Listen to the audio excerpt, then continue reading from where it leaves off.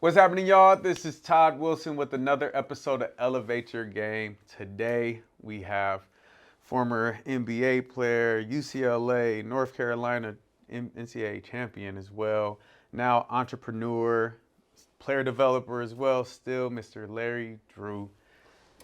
Larry Drew 2. Larry Drew second. Larry Drew the second, baby. Larry Drew 2. What's going on, Todd? Man, welcome to the show, man. We Appreciate just you. try to bless the people Yeah. with your journey, your knowledge on the game, and how you transformed it to build the life that you built, man. So, been knowing Larry since he was 16. We go back, 15, bro. 16. We go back Oh, from man. 360 The days. 360 Yeah. days. The people in the valley know. Yeah, if you know, Man, you know. The battles. Mid Valley 360. I was a grown man trying to guard this kid, and we used to cook. He used to We cook. used to have some battles, man. You know, Yeah. you made me better though. No, I appreciate it. Appreciate it, man. I wasn't about to get punked by no 16-year-old, but, I'm proud of you, man, and everything you've done and seeing your growth, man, Thank over you, these bro. years. Thank you, bro. We'd love to start the show off with the wall of hoop movies. Your favorite hoop movie of all time and why?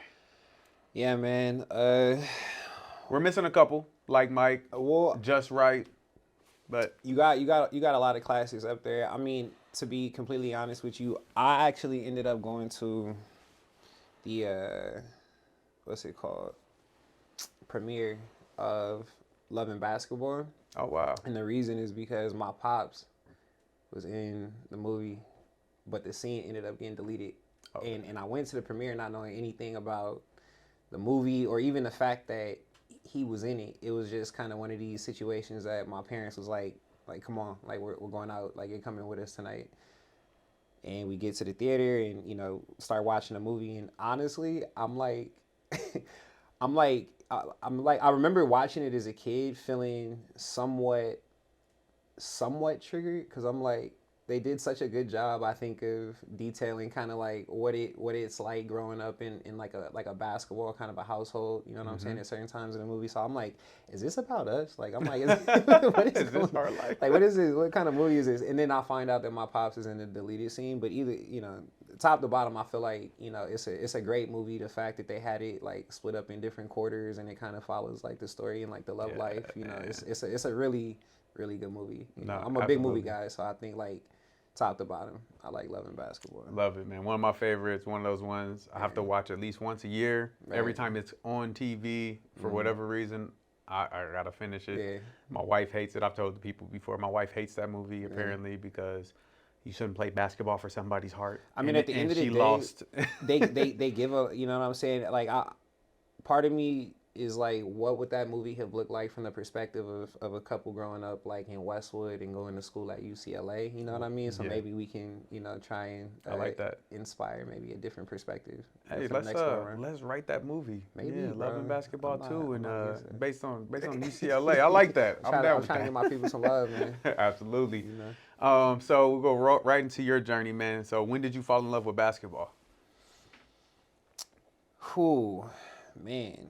I mean, I've always been around the game. My pops, his tenure in the league as a player and a coach, he's been in the league for over 40 years. So when I was born, he was already 10 years, as a vet. And growing up, around the Lakers. I mean, this is where he was. He was an assistant with the Lakers when I was born, having just retired from playing with the Lakers. So that Showtime era, 90 to 97, I was at every home game at the Forum, and I couldn't necessarily at that point disassociate the game of basketball from like life in general. I just thought it was like life was basketball, and I loved the excitement. I loved hearing the crowd. I loved getting to meet the players and getting to have a sense of like, oh, they're kind of like, me and you, like they're people, but then getting to see like, their talent and abilities on the court, for them to display, in front of the world, I thought was like heroic, so I loved everything about the competitive aspect of, the game to the strategic and the dedication that my pops, really spends in, on his game plans and getting to learn his opponents. And it was, from top, again, top to bottom, I loved it. That's dope, man. That's dope. Like literally being born into basketball. I tell people like, yo, I fell in love with basketball at 11 years old. Yeah. right? So it's like most people start super young and Right. born into it. It's like literally this is how life. Will Smith says it in his book. He's like he created his house and his kids recognize the entertainment industry, like making films and producing music is, oh, this is just life. Being Right. in the studio is part of life. That's where I live. Being on set is a part of life. Like for Right. Hooper, for you and, all the NBA legacy kids, it's like, no, this is, I was just at every Laker game. I mean, yeah, bro. It was interesting because I remember always being better than average or like my friends, you know what I'm saying, when it comes to basketball. And even the amount of time that I would spend with my pops in the gyms, even like after practices, like the Lakers practices on the court, shooting around and just doing drills with other coaches or other players to, after practice at my house, like, as soon as I'm done, we're outside like playing horse or just shooting around or going through drills. So I'm like not necessarily again realizing that all of that is, that's time spent. And he's not necessarily letting me, you know, pick up on bad habits as I'm going through this time, right? So I'm learning the game a certain way from a seasoned vet, and he's, it's fun. So I had everything, right? What made it fun? So that's interesting because you hear that a lot, right? There's a lot of parents out there who are trying to show their kid the way, right? And so you had a dad who had the knowledge, you had the experience and everything. What made it fun still? How can if I'm a dad who's a hoop dad, my son is 2. How do I Right. make it fun for him and I know how to develop? I think it's really just about establishing the culture and the environment, right? So one of the things that my dad that he did was he never really necessarily pushed the game on me, but I do remember him being very big on like discipline and leadership and teaching me certain concepts and just in having like grown up as the older brother of I got 2 little brothers, Landon and Lindsay, and kind of just how to like treat them and how to treat my mom and really just how to be like a model citizen, like, right, like of character. And I did a lot of karate, right? So growing up I was in taekwondo. And I remember my my master basically kind of talking about those same concepts, discipline and basically being able to kind of control your emotions and how to navigate, right? Like if you start feeling like overwhelmed emotionally, what you should do in that moment. And it spoke to leadership and it spoke to not following the like the crowd, and really just shifted my perception, I think, early on about, again, what it meant to be a point guard or a leader. And that gave me a sense of freedom just in my development. I think me being able to kind of perceive the game my way, and also be a creator, right? So I was never really like a robot. I never felt forced to do anything. And and one was popping back then. Like we had Right. the Suburban, with the TVs in the back. So he used to have like the video editors for the team create the highlights, right, of all the like the Nick Van Exels, the Damon Stoudemire. So I'm literally like a little kid in the back of the seat, like it's YouTube, right? Like if I had Yeah. YouTube, so I was on all that like highlights and ball is life mixtapes like before there ever was any of that stuff, bro. That's But I'm just crazy. like studying the game because I'm like really starting to pay attention to like the rhythm and How just like how the flow. old? Like you're saying younger. So how old I'm did this like start? 3, 4, like And understanding the game already. yeah, like That's crazy, man. just because yeah, I mean it's a testament to my pops. I mean just in his I think knowledge of the game and his love and passion for being a coach and teaching and giving back, right? So I think again he just made it to where I have my choice of different activities and different things that I could do, but again, getting to see him go to, work and then go into the games. And, by the time Kobe, I mean, I was already in love with the game before, Kobe got to the Lakers, but, I was a Knicks fan and an Eddie Jones fan. But by the time Kobe got to the Lakers, I was like, I was in love. I was like, okay. That's And I grew up like, studying Kobe. So I yeah. put all that passion, all that energy basically in trying to like learn and model my game after, at least mentally what it would take to get to that next level. So That's dope. And so always, always wonder, like, when you're in there, were there players wherever your dad was coaching and those opportunities you had to be around NBA players as a youngster?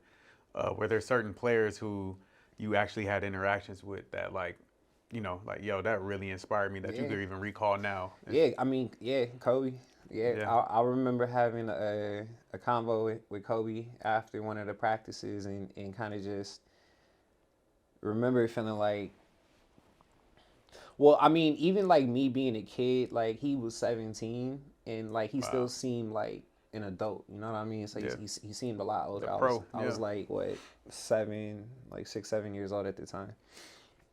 And then so I remember my pops and like my mom, and they would talk about the fact that like he's just a kid, you know, high school, this that, still a far way, out from me being again 7 years old. So when I was at the practice, I remember having an opportunity to kind of just talk to him, thinking that even though he seems like an adult, the adults kind of look at him like he's a baby, like he's a kid. So let me see if there's any kind of way that I can connect with him. And he ended up coming over to the sideline, and we ended up just having conversation. He showed me some of the things. I think fingertip control, like ball handling, just kind of like sitting on the bench, and had this drill. He used to like dribble the ball through his legs and then like kind of alternate the way that he would kick his legs in and out. So he taught me that.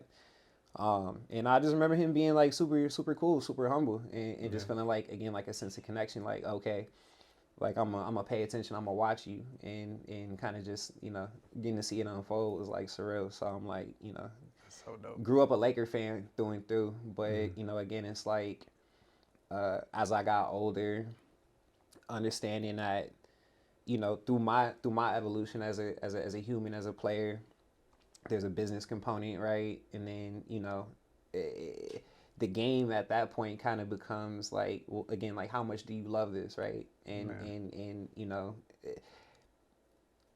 I forget who says it. It might be Pat Riley, or the originator of it. But again, like the game can take you, to the top of the world, and it can take you to like, like the bottom of the ocean. It just depends on, like what's going on. But the key is to try to like remain balanced, remain in the middle. So I've always kind of had that cerebral kind of, understanding of what it takes to kind of just be like, a pro. Again, just having spoke to so many pros in my life. So Yeah, no, man, you were a pro at 4. It sounds like, what I'm saying, walking in and watching film and having the opportunity to be around those players. When did your journey take get the legs of its own, right?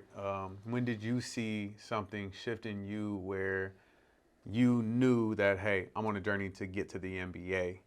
And what was your development process like in that time? honestly, this is like a really random, I think, moment, but the moment that like it kind of just clicked for me, where I was like, I have to make it to the NBA. Like I'm supposed to make it to the NBA. It came one morning. We were on our way to school. My parents were dropping us off, um, but we were living on the East Coast. So this is my pops. He was with the Wizards in DC. And we used to have to drive from Bethesda, where we lived in Maryland, to Georgetown, where we went to school. On the way to school this one morning, we ended up dropping off my dad at the airport to get on a team flight to head out for a road trip. And I wasn't like, I remember thinking like specifically like that morning, going like, there would be like no other place I would rather be in the world than like getting on that plane right now.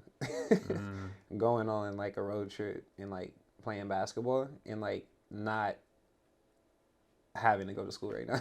Like, I just remember So thinking, did that have to do more with being with your pops and I going think with him, or was it? I think I just saw like, again, it was and that's why I'm like, I don't know why it was specific to that one moment, but because it was like, I remember very clearly, it was like raining out, it was like kind of one of them like, gloomy days, and it was very early, like, sun was just coming up, guys had on like their their sweats and walking in with the headphones, and they had their food or whatever was going on, but everybody was like, we here, let's get to work, kind of a situation, and just feeling like that energy even that early in the morning. I was like, That's what you want to this do. is dope. Yeah, like this is what I want to do. That's dope, man. Yeah. Did you ever? What was the? I guess your response. Pops on the road because he's coaching. Yeah. How did you balance that as being a kid and understanding? How early did you have an understanding of what your dad was doing, and and that impact on you as a kid? To work, to duty, Yeah. to business. Being like the oldest, again, growing up the oldest, it was always about, when I'm going, take care of your mom and take care of your brother. So it was always like I get to be in charge, kind of a thing, and something that I reveled in and I understood, so Yeah. I didn't really I wasn't really too much affected by it. I don't think and obviously, again, in like my brothers, like they're younger, they like me growing up, my pops was with the Lakers, so They were home. yeah, we're home. Yeah. You know what I'm saying? And then come early 2000s, we ended up moving to Washington, and then my mom made the decision to move back home just because she felt like my brothers weren't necessarily adapting, I guess, or like getting to fit in the way that she was trying to. So we ended up going back to LA, and I'm thinking like, okay, again, it's just like a different dynamic as far as having my pops like in the house, from my brothers at least, versus like when I was growing up and having them around. So I'm like, again, just seeing different dynamics, but understanding like, again, as man in the house, or just a man or whatever, constructurally, you know what I mean? Yeah. Like just having to step up and just take care, again, moms and the family in the household. At the end of the day, I looked at it as a sense of duty and something that I was willing to do. I got the title of your book. It's called Raising a Point Guard. Yo, seriously, like just seeing those different dynamics and God made you to be a certain person and just internally, right? Yeah. And you had this, like, you were built to be a point guard, not in the sense of basketball, which, you were an amazing point guard, but just in life, like managing leadership, helping others. Like, man, I've been around you. I love your heart, dog. You really love to pass that rock. like real life facilitator. Yeah. It's an energy thing. Like, my girl Steph, we talk about it all the time, and I be harping because it's almost like one of my favorite sayings in basketball is the ball finds energy, and it's like, if you understand what that means and what beautiful basketball looks like, and how when people get touches, and there's some excitement to those touches, and there's some intention behind those movements, right? Like, it's gonna find its way to the basket, I think, almost like willfully. You know what I mean? Yeah. And life has that same kind of flow. You know what I mean? Like, if you get somebody excited by saying, let me put a little bit of energy behind putting somebody in a position to do what they can do well, maybe that'll excite them to do the same thing for others. And it kind of goes into another one of my philosophies, KYG, know your game, KYP, know your personnel. So once you know your game to a T, you learn others, and then do exactly that. You put people in position to do what they do well and try to mitigate the weaknesses, and then not in the game, during practice on the side, that's where you try to work on those weaknesses to make them strengths, but, play to your strengths at the end of the day. Love that.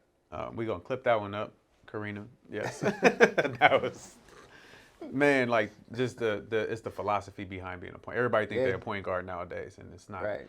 You were raised to be a point guard. Yeah. It's really hard to build a point guard if you don't have them at a young age to instill those values and the wisdom that comes behind being a facilitator and getting people involved. So that's super dope. Let's talk about just LA basketball, right? Yeah. So being in LA, so when did you guys move back? How old were you when you guys moved back to LA? Middle school, high school? I was 7th grade, so middle school. Middle school. All I had gone to private school my whole life. Coming back to LA, I told my mom, I was like, I'm done with the prep and uniforms and that whole stuff. Like I'm trying to just. I'm trying to yeah. turn up.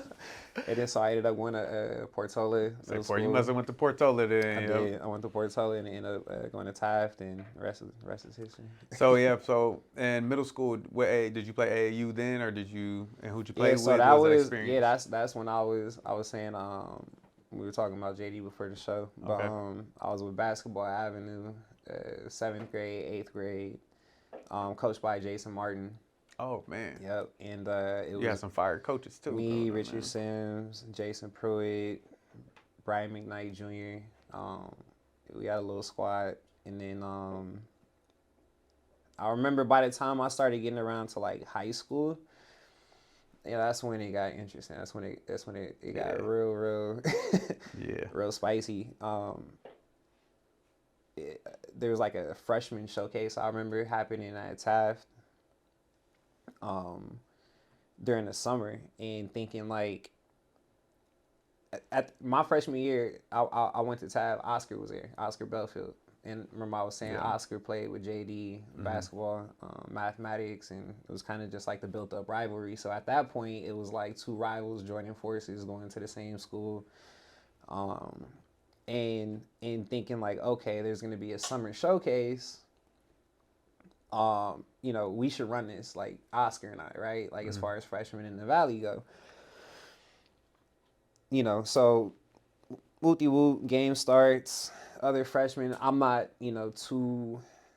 Yeah, this is what really like Fall or something. I'm saying like the chat room, like I want to say like SoCal Hoops was like Okay, something that I yes. got into like later on in my high school career, but I wasn't too concerned with following, the trend or like again like the online digital space. Media Like, there wasn't really rankings none of and all that that. like that, right? Right. Like you know what I mean? Yeah, So, SoCal Hoops was it. That's it. So I didn't know who else was gonna be there. I just felt like I was about to run, everything. So first half, I had probably like 20. I think I might have had a dub at half, and I remember I was hooping against Dallas Rutherford. He was just on the show. He was just on the show. I didn't know Dallas at the time, but it was Dallas, and I remember thinking like, man, I'm cooking this white boy. You know what I'm saying? Like give Dallas his work. Second half start, like first play of the second half, dark skinned brother goes up and dunks it. And I'm like in traffic. Who's that? Who is this? And he continued to cook for like the rest of that half, and they ended up winning. And it was, come to find out, it was Drew. And I was like, bruh, like he's nice. Like, yeah. So growing up in the Valley, it was like that was the dynamic, I think, early in my high school career, having those battles with Drew. And then seeing like in the city, it was like BJ, DeMar, Malcolm Lee was in IE, so it was a popping class, to say the least. No, that was as far as guards were concerned, No, I mean just the city league in general. Now it's shifted all private school now, and so I think that was the last heyday of city league was when y'all was in there. Drew was at Campbell Hall, of course, but just man, that's it's crazy to see how many people made it to the league just from this little area, this little pocket, this little pocket. I mean, like with PG, Clay, like I said, Malcolm Lee. It's gonna be guys that I'm probably sure I'm forgetting. I mean, and actually I'm thinking it's just our class, right? But then it's like you got Russ, James, and within the years that you were just in high school, right? And those. it was popping, bro. Like that's what I mean. Like it was very, very competitive, and we all felt the same way about who we was looking up to as far as again, like who we wanted to be like, and I was Kobe. You know what I'm saying? Everybody felt like Kobe was that guy, right? And being in LA and getting to witness that. So I don't know if that energy played anything into kind of just like the overall mentality of that class, or that grouping of classes, kind of coming into their own, like, maturing and stuff. But, yeah, bro, we had dogs. Like it was true. What were you able to achieve at Taft championship wise, your accolades through high school? What are some of the more memorable pieces? McDonald's All Yeah, I mean, I was American. McDonald's 2008. And Derek coached your team, right? Your coach was the McDonald's coach that year, right? Or was it? Oh, no. Derek coached.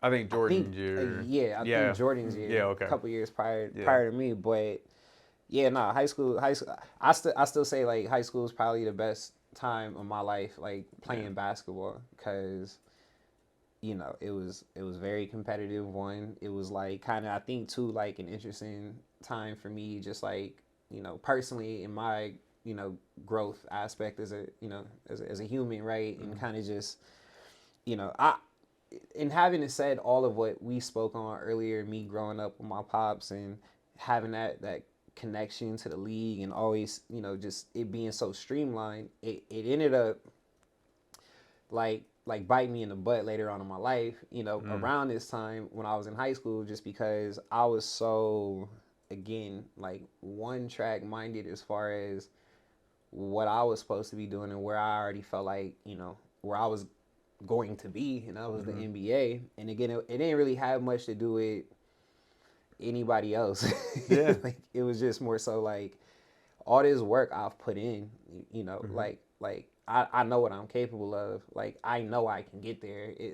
Injury, God forbid, is the only thing that can stop me. But I'm gonna get there, right? So even me looking at like college, right, around the time I started being recruited, I wasn't looking at schemes. I wasn't looking at coaches. I wasn't looking at style of play. I wasn't really looking at the culture or the history or the past, right, of said school. I was just like, a school basically is here, to serve as a stepping stone for me to get to where I gotta go. And that mindset, at least for me, personally impacted my recruiting, because I wasn't thinking, I'm sure what a lot of guys might have been thinking at that time, as far some guys is like, I want to go to a school where I can play and get in right away and play, and basically everything is kind of just run through me. I wasn't thinking like that, Because you already knew it was gonna happen. Essentially, that was the mindset of it. That was the mindset, just because again, I'm like, this is how I play anyways. I'm such a facilitator. I'm such a willing, a facilitator, as far as getting everybody else involved, knowing that I have the capacity to get my own, right? Like, so again, I was really I had a rude awakening, bro. Like it was, it was real. But like I'm saying though, it's just it's all timing. It's all like divine timing in that you go through what you go through when you go through it, because it's to teach you a lesson, right, for something to come later. And once I realized that I already had the tools to get through whatever challenges kind of stood in my way, regardless of what knowledge I had. It kind of forced me to have to like reshape my whole ego. My time at UNC, as far as like, am I good? Well, you had to question it, bro. I went deep with it. Like, So like, talk about that. So the whole recruiting. So want to close this chapter on high school, man. McDonald's All American. Yeah, it's one of the top players in the country. One of the top point guards in the country, and you were on draft boards, right? People saw you. No, as I was on every draft board. I was on, top, depending on the list, top 50, top 25, top 75, top 100. It didn't matter. I had every scholarship offered from every major university, every single one. But I had like tubs. Like we used to like kind of laugh. You see like how Floyd flexes his bands, his money on. Like you could have made like as many stacks of just like letters of like offers of from colleges, right? So I'm thinking like, is it? Yeah, like I okay, so I'm valued, right? Like I'm a commodity, so I can take me as a commodity and go to any market and add value, right? Yeah. So that was my mindset. What's the truth, though? The truth is, people. I don't think like it's about, again, knowledge at the end of the day, right? Knowledge is power, and me having that knowledge, I think that early might have been, there's a lot of intangibles, like I have to be able to apply said knowledge to at the same time. But again, the powers that be don't necessarily want me figuring out what kind of commodity I am. And I mean, it's a natural transition to the conversation about the NIL and why maybe it took so long for them to, even begin allowing that to, occur or take place. But players, understanding kind of what their value and what their worth is again, it's just that realization is valuable, right? Yeah. Of self-worth and how you apply that knowledge into, what you do in life. And again, it can be the difference in, the way I kind of look at it. Again, it's like slight degrees of separation, where it's like if we're starting from the same place and I have a certain knowledge of where I want to go to, maybe more so than you, maybe I just got to aim a tad bit higher. So that slight degree in the beginning ends up being like a vast difference, a mile down the road or a year down the road, or, what have you. So you got to kind of be able to understand what the future, kind of what that evolutionary path, have some sort of sense of what that's going to entail. But again, for me, I was always like, start, end. They really kind of, I didn't really pay attention to the journey or the path, right? I was so focused on like the end, you know what I mean? Yeah, so somebody who's in your position, right? So there's a lot of high school players out there, that I know that were same thing. Opportunities galore for college and, focus. I think every high level high school player thinks they're going to the NBA, right? Right. Middle schoolers think that now. Yeah. I'm around them all the time. They think so. Yeah. There's a pathway. There is a pathway, and there is, like you said, there's certain things that you need to consider and to evaluate before you take each and every step. That your journey is never a straight, ever a straight line. No. Never a straight line. No. So to consider that, to seek the wisdom from the people who have been through it, Right. and to open your eyes to the bigger business side of the NBA. I mean, my pops, I got it all from somebody who had been there, done that, right? Yeah. And even with that, there were still times where, I was pushing back against my pops, and he used to tell me straight up all the time. He's like, you're gonna see, because guys are gonna start passing you up, and the guys that you used to be better than are gonna be better than you. What were you doing for that to happen, right? Because you think putting the work in the gym. I just, I think my dad, he kind of just, he sees the best of the best, and he gets to, he understands where the game is going. So, for example, pace, something that it actually like the concept of pushing the ball and just what that does, and being like a guard that isn't necessarily just walking the ball up the floor, right? Yep, kicking the ball and how hard, my dad used to try and just get me to understand, like, it's about putting the defense on their heels. It's about just, really just putting these guys, in a pressure situation, because if you can get all the way to the basket, a lot of times, like, you can create opportunities for yourself if you know how to change speed, change direction. So even like with ball handling, it was never about, I'm gonna teach you how to cross over, do any of this stuff. Like philosophy, it was change speed, change direction. So getting to a spot on the floor, changing speed, changing direction, and then getting, blowing by your guy and then getting to the basket. It's not, it's not so A, B, C, D, it's more so of a flow. Like, understand why you want to, do certain things in certain moments. So I didn't get it because I wasn't, like I said, I wasn't creating those opportunities for myself at that point, and I hadn't seen those results. So I would give pushback. That is just one example, right? Yeah. Of kind of like, how me and him would kind of, I guess, combat each other. Him as the father and the master, and me as the son and the student. But it's like, I already know what he's telling me. He has some kind of insight that's supposed to help me with my game, but I'm still kind of just like, my teammate's not even running. You know what I'm saying? Like, I'm going to be the first one down the floor every time and kind of just stand there anyway and wait for my teammates. Like, I just kind of, just like little kid attitude type stuff. But I do see again, like you see the way that the game is played now. It's like you gotta. It's about possession. It's Yes. about cutting time off the clock to try to get either a three or all the way to the basket in the least amount of time. And again, I think he saw that early in how the game was transitioning and evolving. And you had the blueprint. Yeah.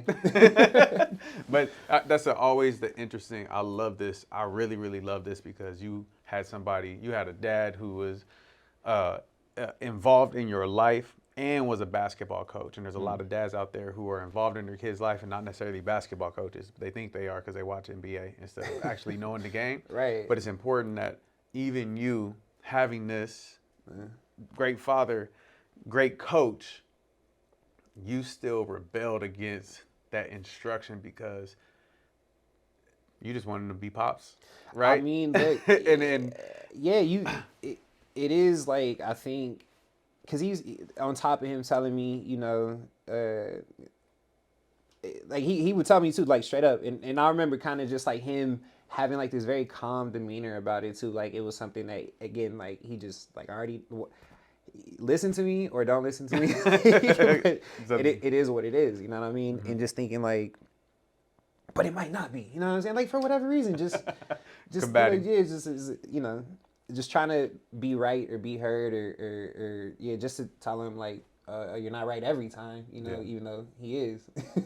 But at the end of the day, it constructed me into who I am today. And again, like just me being the facilitator, because again, now going back and talking to kids, like I kind of get it. It's like I get to be in a lot of situations the first time kids have heard maybe from a pro or somebody who's been there in that position, right? So I get that they're probably fresh off of a conversation or hearing it from somebody that they've always heard it from. You know what I mean? And that is like,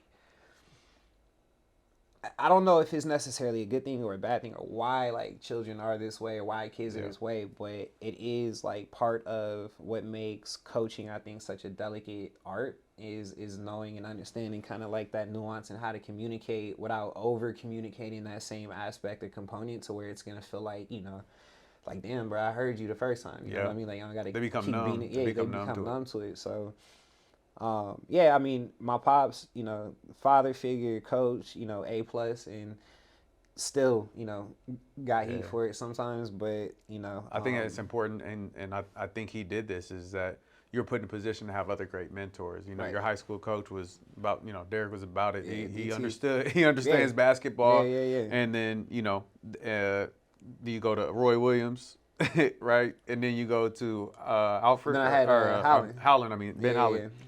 My favorite UCLA coach of all time. Anyway, but Ben Howland, you know what I'm saying? Like, then you had the mentor. I'm sure you had other NBA mentors too that your dad was friends with, coaches, right?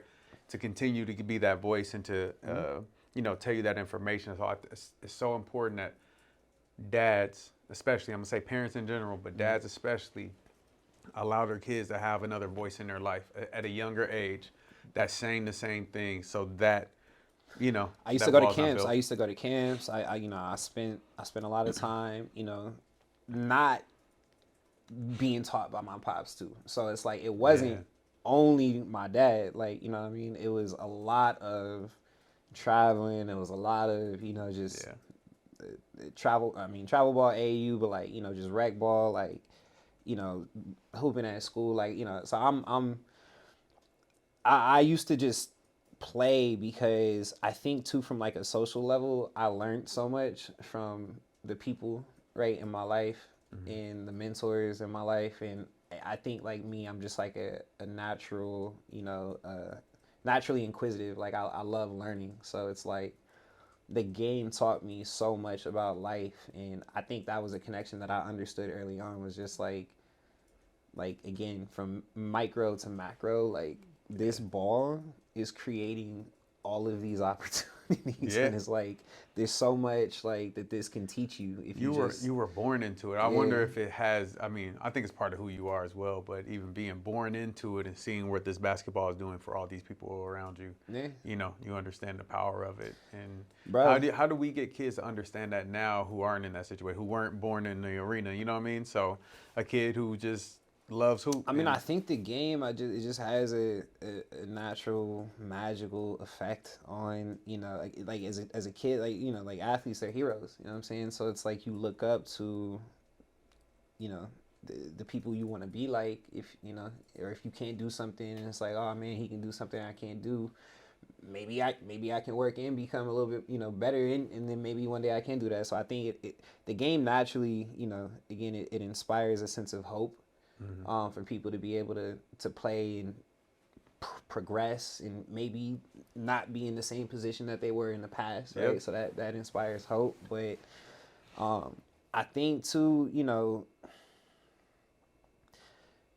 it goes back to like parents. Speak on it. I think just because it's very easy to just sap all that love and all that joy and all that. I think like what could be like genuine inspiration for somebody to kind of just grow into the game and love and become like a lover of the game, if like it's not necessarily about inspiring that organic growth, and it's all about, you know, me projecting what I want to see happen as a parent, right? Yeah. And you know, you hear horror stories. I mean, it's prevalent today. There's, like, literally, this is why I start this podcast, so they could hear from someone who probably had, you probably had it where that was supposed to happen for you. Like, your dad was supposed to push basketball on you and force you to do stuff and all that, but like it was a handout. Like it was like a handout. Like it was just given to me, and I'm like. But you said he let you fall in love with it. He gave you the process, right? I was a dog. Like I was nice. Like come on. Like so that's what your parents did, though. They made you a dog and passionate about whatever you love. That's what I'm trying to say. And it's so like, what is that? How do I tell a dad, like, yo, your kid has a potential, but you're creating the wrong tool. You're trying to create him to be this shot maker scorer when you need to create him to be a dog. How's the dog created in Larry Drew? Honestly, you gotta like, me seeing the game and what it could be. I think like I saw like the best outcome, right? And I was around the best outcome, so I understood like all right, let's put it like this. Like the first time I was in the front yard, I remember trying to catch a pass my dad made, ball hit my finger awkwardly. Thought it was done. I thought I was like dying. Like my hand was, you know, and looking at it, feeling like I can't bend it. And my dad's like, "Yo, let me see it." And I'm like crying and snot dripping out my nose, and I'm just like tripping out. And he's like, "Oh, you just jammed it." And I was like, just jammed it. I was like, "What does this mean?" And he was like, "Oh, it's just gonna be like a little hard to bend it for a few days, but just put some ice on it, you'll be okay." And he was like, "Look, if you want to play basketball, you better get used to this. It's gonna happen so often." And I was like, bro, I remember really just thinking how can I get used to this amount of pain right here?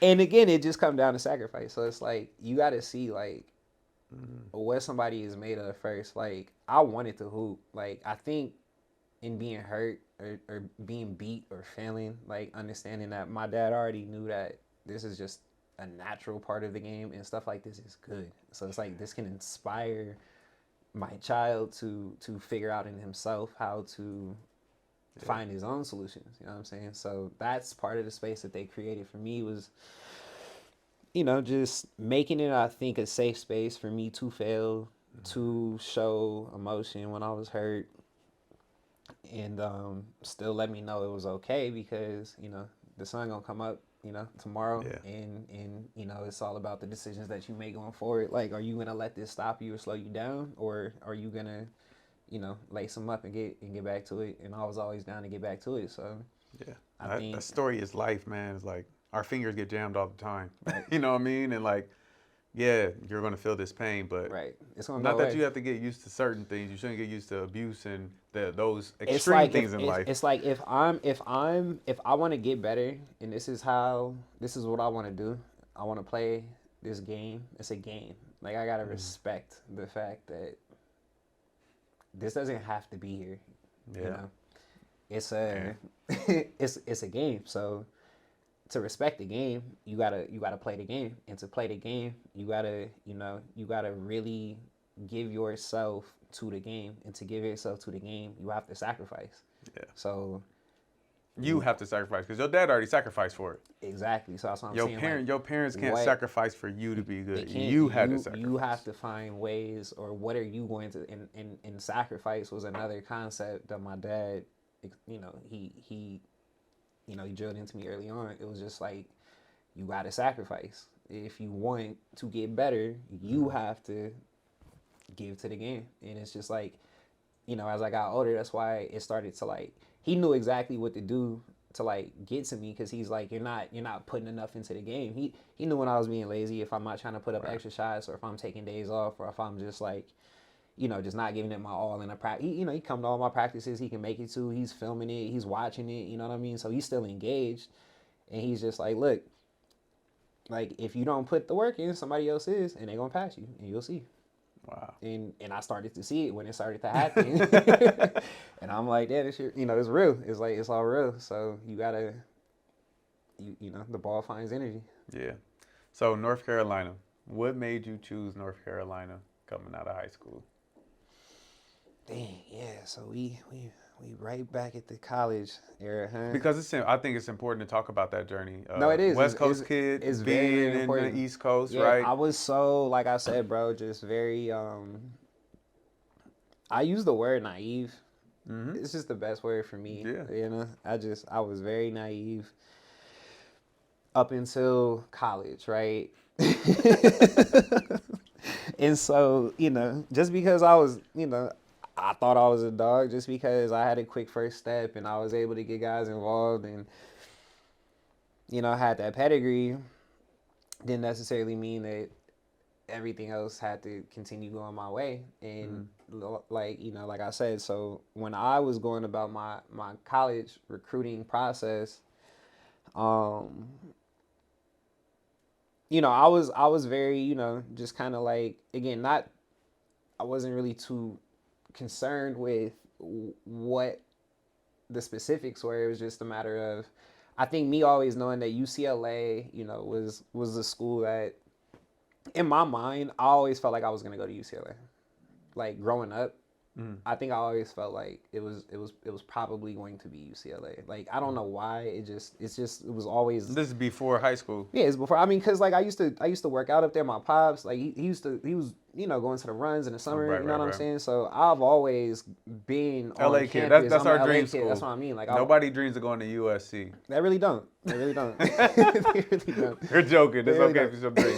Shout out to all my USC people, but we rep for UCLA today. Go ahead. Yeah, we are repping for UCLA today. And so yeah, I was up there and thinking like, okay, it's always been love, and it always felt like home. And so That was it. UCLA. This is one school that I know that, like, again, I'm going to actually consider of all the schools that are recruiting me. So did the point that they had so many pros as well, did that have anything to do with it, or was it just like that didn't matter? I mean, I knew about the history, I knew about the program, and obviously the fact that they produced so many pros was a reason for me to consider the school in and of itself, and then it being in my backyard, and just me feeling like, again, like Jordan, right? Yep. Like, so having Jordan as that kind of guy, like big brother, you know what I mean? I remember Jordan, actually coming up to the school, coming to Portola, and hollering at me and being like, look, bro, you coming to Tide? He already told you. So Jordan was a senior when you were a freshman? Yeah. I mean, no. Or you was done, graduated, and then you... Jordan had just moved on. Yeah, and then you were incoming. So I was coming in. Yeah. And it was basically laid out, like, for me to follow, like, right in Jordan's path. So, and then I was with the Pumps, so, they're big UCLA guys, and it just, again, like I said, I always with all that, you chose North Carolina. Bro, I'm telling you. Talk to me about it. It was... So what happened, I've never gone on record and actually given this story Actually, or have I at one point, or maybe it's been such a long Elevate time. your game exclusive. I'll Let's revisit go. it, If you but didn't, we're going to grab it right now. Let's go. I basically narrowed down my top 3 choices for colleges, you know, based on kind of just what I felt to be true. And that was, you know, UCLA is like home.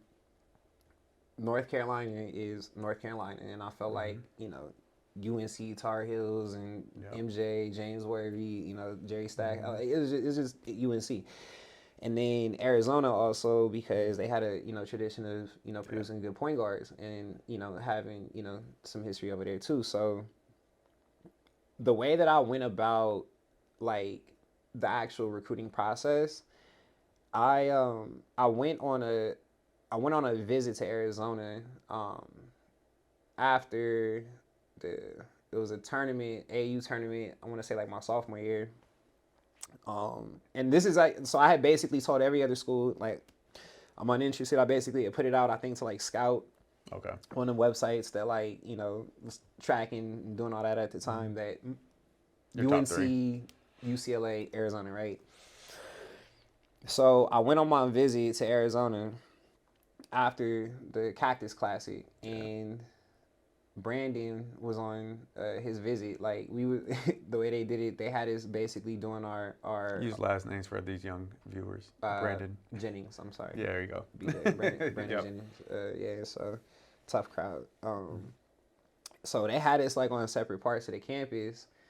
And by the time I had saw Luke, he basically was like, you know, we got room for the both of y'all, you know, and would love to have you both. Figured, and this is literally what he told me. He was like, you know, but I figured like, you know, you guys probably wouldn't want that competition, so I'm making the offer to the both of you. You know what I'm saying? And whoever basically lands it, and then I want to say like the next day, Brandon hopped on it. He committed. He ended up decommitting, but he committed at one point. Yeah. And then so I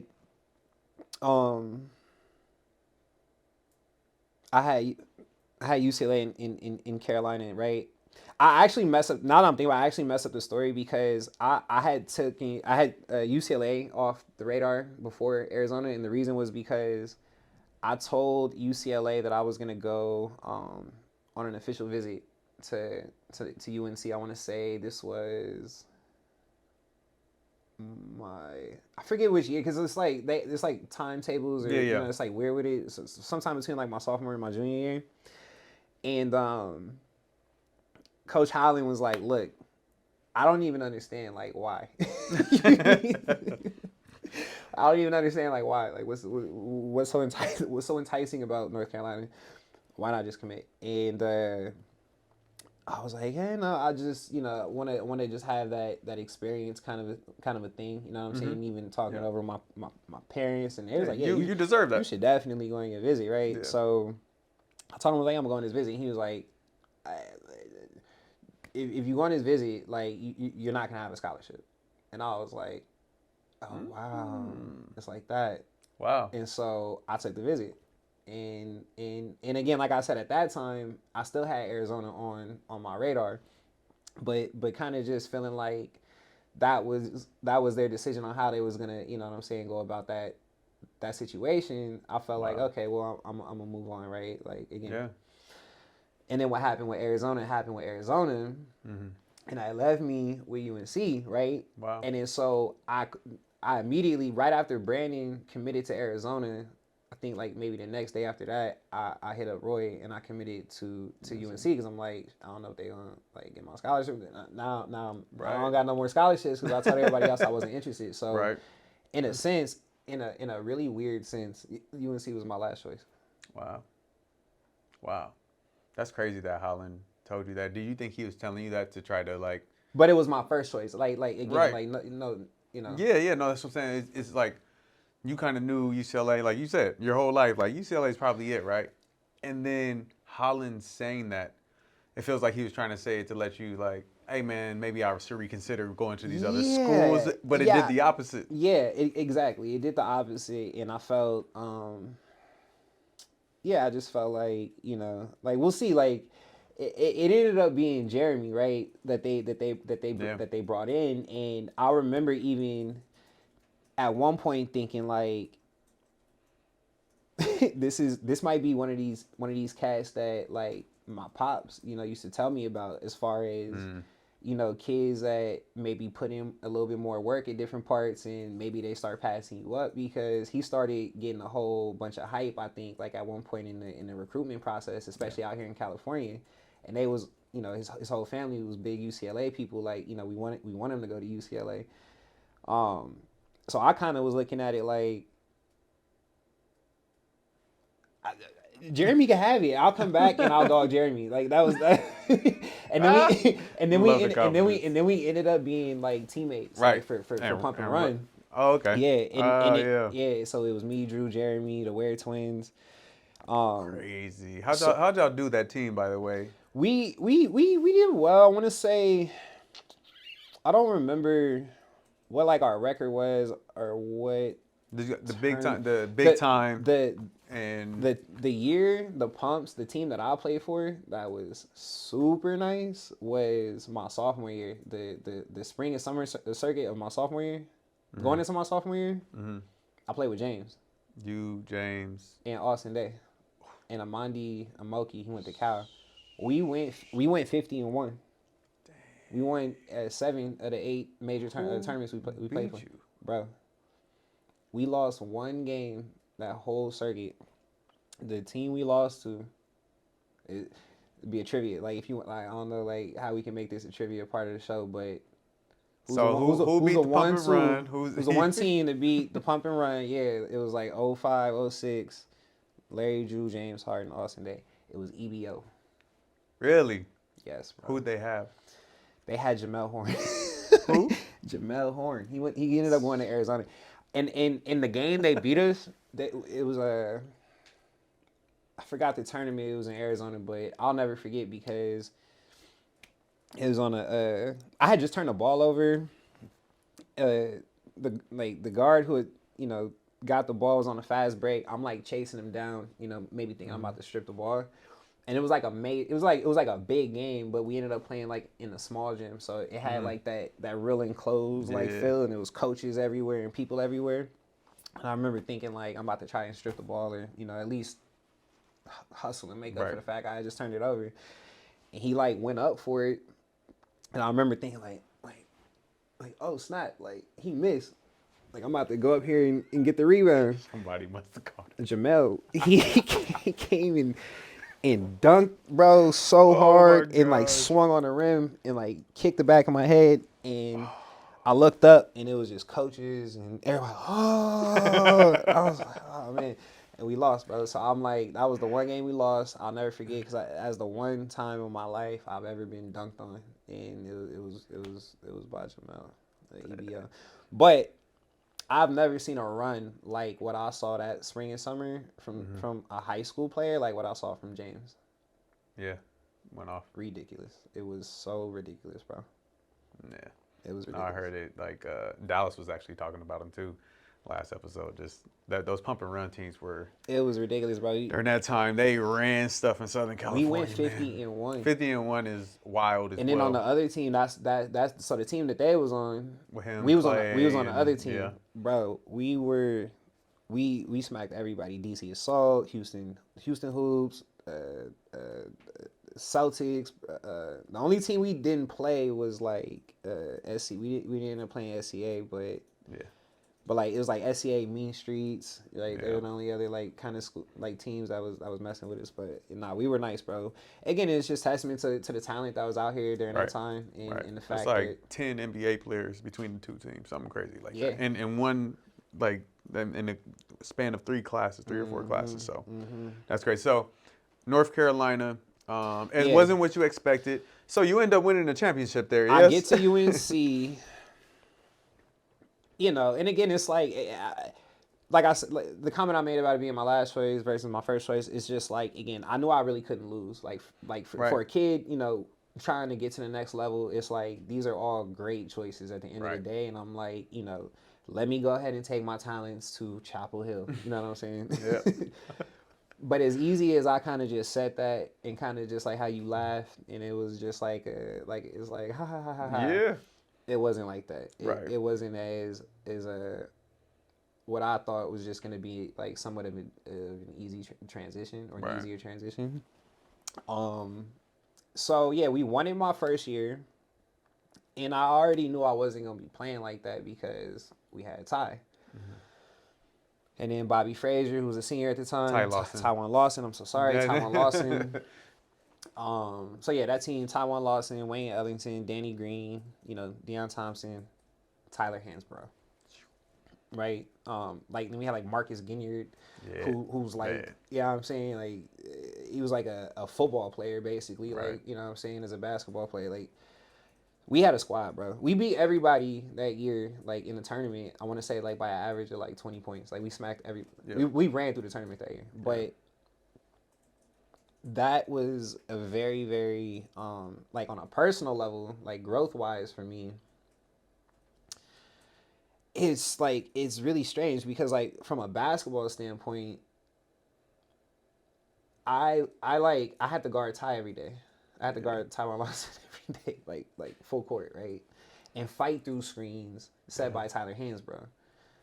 And it's like if I'm not fighting through these screens and I'm not picking up full court, then I'm being made an example out of, and it's like the whole team running. You know what I'm saying? And that can't happen. So it's like how do you physically like do things that you've never done before, or at least what I'm saying, you have to go somewhere in your mental, right, to like try and help, I think, compensate for some of that, right? And the fact that I was lifting weights, I had never lifted a weight before in my life. I came into college at 155. You didn't lift weights before? I hadn't lifted. I wasn't lifting. I wasn't. Bro, I was You heavy. didn't have to. You was so quick. I was heavy on, like plyometrics. I was working with Michael Blanks. He was my trainer. Billy Blanks, his brother. Man got crazy bounce. So my whole thing was I really wanted bounce. Like I really, really, really wanted bounce. So I was doing all the plyometrics, weight training. I was going to the stairs. I was going to the dunes. Like I'm doing everything, right? Like ladder, everything. It made me quicker. It didn't give me no bounce. It didn't give me no bounce. But it made me like faster and quicker and like so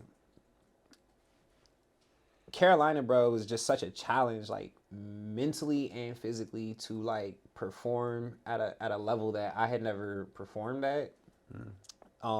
That's all it basically became about, was just like surviving.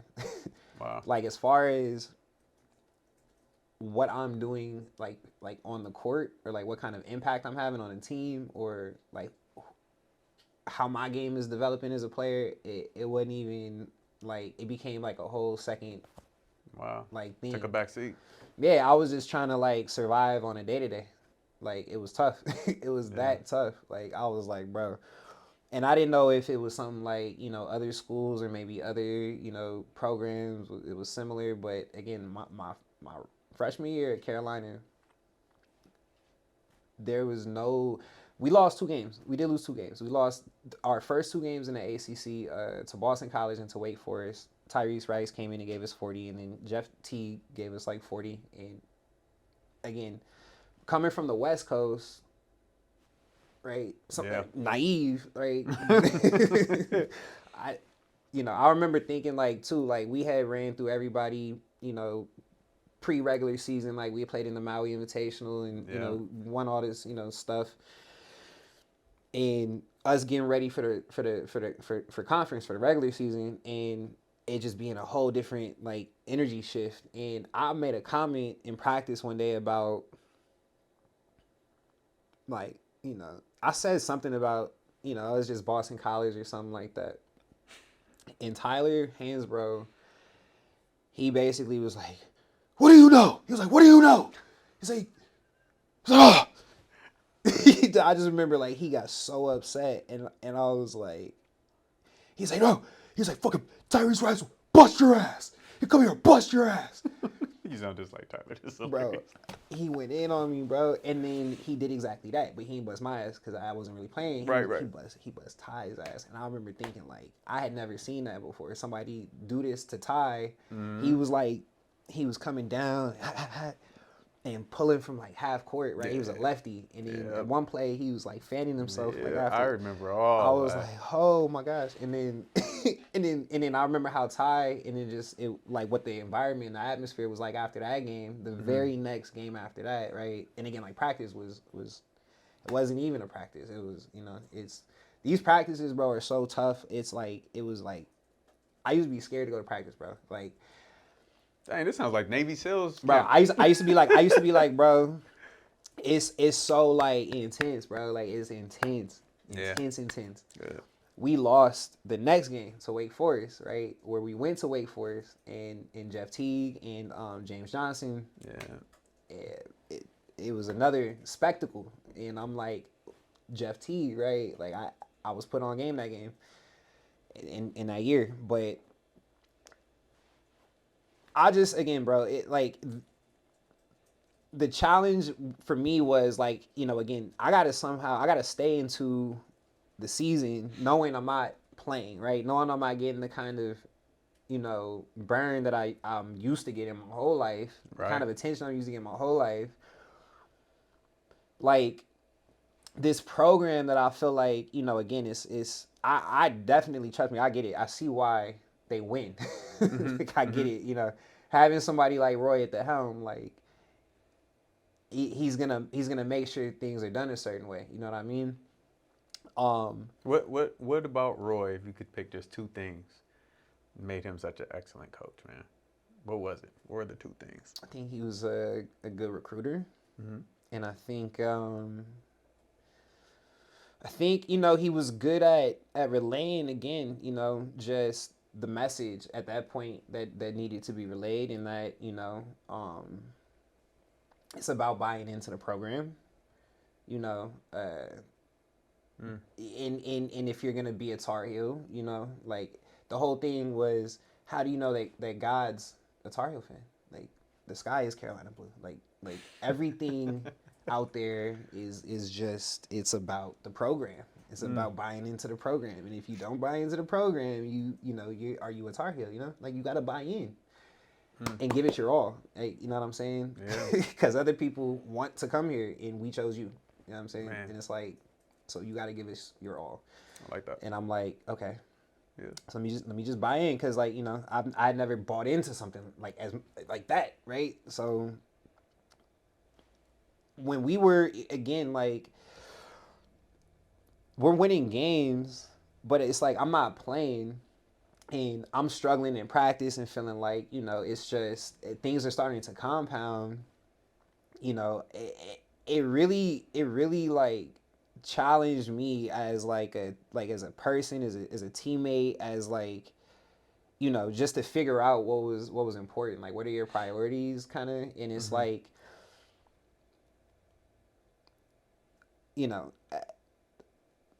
the whole situation was for me to kind of come in, learn the system, knowing I was like behind Taiwan, behind seniors on the team, and then by the time my sophomore year was going to come around, I was going to be able to kind of take over the reins and kind of just run the show.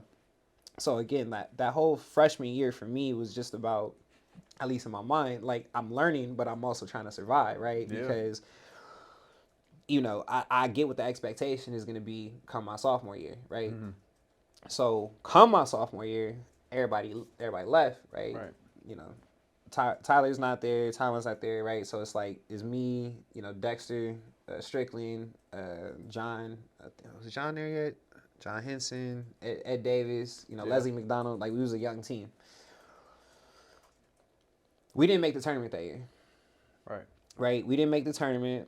I was dubbed Turnover Jesus by Tar Heel Twitter. I turned the ball over quite a lot. I wasn't really, I wasn't playing my game. And that's not again, it's not an excuse. It's just, it's the truth, right? Yeah. Like it ain't at that same time. Like I said, Tar Heel Twitter was something that was completely new to me. The concept of social media, right? So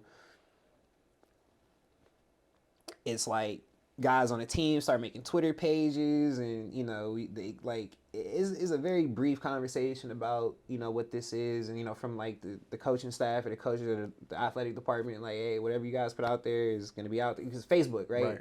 A lot of students were on Facebook, so the whole, you have a bad game and now you got 1,000 messages, talking crazy, right? Like, and people talking to you crazy. So I'm like, these are people who I obviously know are Tar Heel fans and probably students at this school. Some of the things that I'm seeing and I'm reading online are like, it's like abusive content, and it makes me not feel comfortable. You know what I'm saying? Like, like threats. You know what I'm saying? Like, they're threatening me, and I'm like, well, this is interesting, right? Because what happened to the game I love? So just like the game that I just thought I was supposed to just be able to just hoop and just do whatever and kind of just, be able to grow and be able to make mistakes and be able to have some time to like kind of, but that's when I realized that it's a business, and Carolina is about their business, right? Yeah. When it comes to winning, winning in that whole thing. Let me ask you this, because I think it wasn't talked about then, right? We talk about mental health all the time now, right? Yeah. And so, what got you over that hump? What got you through those moments? And what tools did you have back then? I didn't have anything. I had to get creative, bro. I really had to get creative, because yeah. So one of the things that like kind of, I'm trying to figure out how much I'm trying to give. Here, how about this? Let me ask you this. No. Because we have to go into this. No, so this is my question. Did the school provide any help? No. Okay. No. And why do you think that is? That the school wasn't providing help then for what you guys were enduring? Y'all just came off of a championship to not make it in a tournament. And I'm sure Coach knows this. No, bro, because honestly, like, again, mental health in athletes and this whole conversation just became like a thing. You know what I'm saying? It's always about tough it out, just tough it out and just get over it, get through it, that whole thing. But I mean, we're all humans. We all, have to, you got to ask questions, right? Like, do any of these experiences impact somebody's mental health, right? Like, even as a kid, I was big on psychology. I was always big on how or why people thought or felt or did the things that they did, right? So, like, mental health is something that I've always been, interested in. So it's like I started to, again, experience my mental health deteriorating and feeling like, geez, like this is real. You know what I mean? Like, this is like a real possibility for even somebody like myself who is given all these tools to seemingly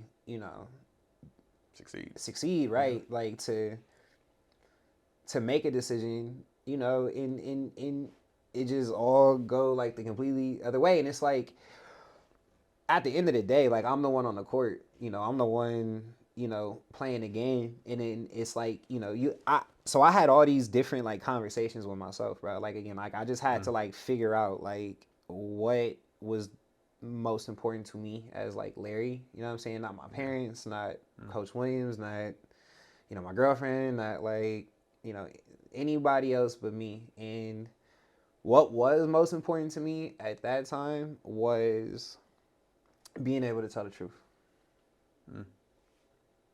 about how I was feeling. And so what I did was I started rapping.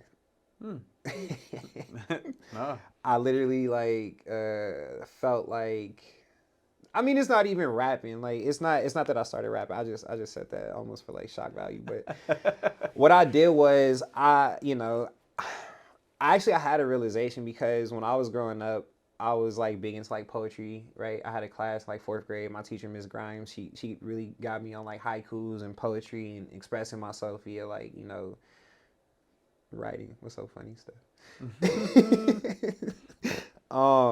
And so I basically just started to like kind of write how I was feeling, almost on some spoken word. Really just zoning out, like, back in my dorm, back in my apartment, like after games, after practices, kind of just, putting, pen to paper. And, two, I think like generational phenomenon started to like kind of pop up and occur in and around where I was, and that was J. Cole and Drake. Actually, J. Cole ended up contacting, I don't even know who it was, somebody on the team, and it was the year, my freshman year, and it was like, I just want to come kick it with the basketball team type of a deal, and he pulled up to campus, and we all went out with J. Cole, and it was just like the team and J. Cole. I hadn't really been put on. Like when J. Cole first came out then. But this is in Carolina. So right. everybody out there was already buzzing and knew who he was. I didn't. So it was a huge deal that I was in this guy's presence. And like I remember him just being super humble, you know, just like a regular dude. And when I started to pay attention to his music, I instantly connected to it, and I was like, yo, this is like he nice, right? So I started paying attention to J. Cole, and then same time, like I said, Drake kind of started to, you know, get some buzz, and they became my favorite artists. So like I think like in terms of, again, rap music is concerned, or what you consider, what people may consider rap, is like, you know, they're definitely in the rap hip hop genre, but they have a much different approach to, and respect for, I think, the music game than, say, you know, some artists might have. Right. My content, lyricists always wanted my content and the things that I spoke about to be high level, you know, about my experiences, things that I actually went through, regardless of what people were trying to paint or perceive me, you know what I'm saying, or, you know, and even as an athlete, like I you know, I knew AI, right? Tried to rap, and Tony Parker synonymous, and Shaq, man. and Basketball it's all and hip-hop, it's all part of it. bro. So I really like was like, yo, I'm about to be like the first, like, to really not necessarily transition, but to like kind of do both, right? Where even if I'm not a superstar in the NBA, I make the NBA, but I still have like a career in music where I can sell records and do shows and make more money, right? So I was really looking at it like this, and my experience at Carolina that year, and all my challenges and everything, and the hardship, and what I felt like was hardship, and what I was dealing with, it was gonna go into my artistry. Wow, that's where it started. So that's what I did. That's dope. Thank you for sharing. Yeah. First off, man, and I think that's good. You had a positive outlet. I mean, that, look, bro. right? I ended up transferring from Carolina, and I mean, I don't know if you know the story, but I transferred February 3rd. No, I saw you when you came home. You came to 360. I transferred, and then my birthday is March 5th, right? So I'm turning 21, and I'm like, you know, just got out of a very toxic situation with my ex university, right? And me being back home on this new kind of just self-discovery kind of a wave, I'm like, I want to do a show for my birthday. And my mom is good friends with Jamie King, Marcus and Jamie King. They discovered Jamie Foxx, and they run the Foxhole conga room at LA Live. And so they had a slot. They, like, on Fridays, they do like a live kind of a set thing. And they was like, yo, like, you know, you can go perform for your birthday, on your birthday. Like, got you a slot, you know, if you wanna go perform. So I was like, okay. So I remember, like, I took some time. I put together a little spoken word, like, a cappella piece before I actually went into my performance, where I had addressed the current transition, like the current. Wow. And and I was talking about the situation. I think like a few like people picked it up, and some blogs like picked it up, and it got back to Carolina community. And I kid you not, Kendall Marshall's uncle released a diss track against you. Yeah. Wow. And it was just like a thing, bro. And it was like for a little bit. It's just like for a little bit. You was just trying to hoop. I was trying to. That was wild. Yeah, no, I mean, but see, that's what I'm saying. It's like social media, and it's like the digital space, and it's like, man, like what is life anymore? You know what I'm saying? Right. And I'm like, yeah, like I was just trying to hoop type deal, right? Yeah. You know, even still, it's like I get it. Like at least from like a social media, perspective, or what the digital space and now what it all entails and how information is, I think, shared, right? And the rate at which it's shared, you know, some people, and there are some forces, and this is, again, like from a mental health perspective and what I learned to be true, right? As an athlete, and a former athlete, is really just a reflection of society, right? The digital space. Like, it's a reflection of the times that we're in. And yeah, there's good and bad, right? Like, people will take the content that you post or see something or hear you or like see your game and then, repurpose that, right, into something that you might want it to reflect. Or they can take it and spin it and repurpose that. Yeah, it's all perception. So I really kind of just started to, or I needed to disassociate, right? Like, again, because I couldn't start to internalize all of these, messages and what I started to see and people giving their opinions on me and my life and my decisions and, what they felt to be true. And I'm just like, all of this is a facade, right? Like, I think it's a test. Like, again, it's a sacrifice. If you're an athlete and this is what you want out of life, and you want to, say, embark on this journey to utilize this ball and this sport, this privilege, to now create opportunities of generational wealth, right?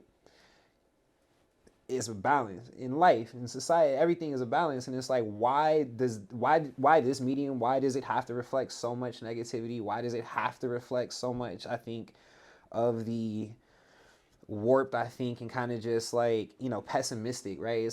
Sometimes it can be that way, but I speak on it, and I believe that it doesn't have to be, right? Like, everything isn't all bad. It's not always all bad. It's not always the worst possible scenario. Right. And if you can almost, again, like, you train yourself to kind of just be able to see, I think, where you can add some value to, I think, an opinion or on a topic, or like, even if it isn't just judging yourself on something in your life, right? Like, again, am I good? Am I a good basketball player? Did I make the right decision going to North Carolina? Is, blah blah blah. Like, it honestly, it doesn't matter. The only thing that matters is you making a decision, right? If you want something, right? Again, you have to decide, right? Like, you're going to take the time, and over the time, the sacrifices that you make for that decision, it's going to start manifesting in the 3D, right? But because people don't really understand that concept of time, and they think like a little bit more short term, it's easy, I think, to get caught up in the emotions of the right now, right? And not necessarily understand or give yourself that grace period to say, give it time to make it work, and give it time for your brain to process and even figure out like what it needs to do. Your brain is a very powerful tool, and it's like, you can overcomplicate it, you can oversaturate it with data and information that you don't even need, more so than to just say, what I already know to be true. What do I already know to be true? What do I already know, regardless of anything else, right? And that's, I've hit situations in games where it's like, I felt like, it's on me, and I've seen like me put a little bit more effort into it, and that impacts somebody else to go a little bit harder, and how that can in turn impact the rest of the team, and how that kind of energy can be contagious. Even if I can't dunk the ball, right? If I can't, do certain things, there's a certain energy that I can provide regardless of what's going on or what's happening, right? And that energy can be contagious every single time. And those are intangibles that's when I started to tap into the intangibles of, the game, because it's like. And that happened after you left North Carolina, went to UCLA, because I'm like, there's so much more you can do to impact and be a player of value outside of maybe, again, scoring the ball or having assists or not having turnovers or what have you. So again, just on a cerebral level, because I was kind of having these conversations with myself and really taking the time to like unpack, I think, a lot within myself, it gave me the opportunity to find new nuances within the game to develop, and that helped me because also like one of the things a lot of people they don't know, and put it on record, is that I got hurt at Carolina.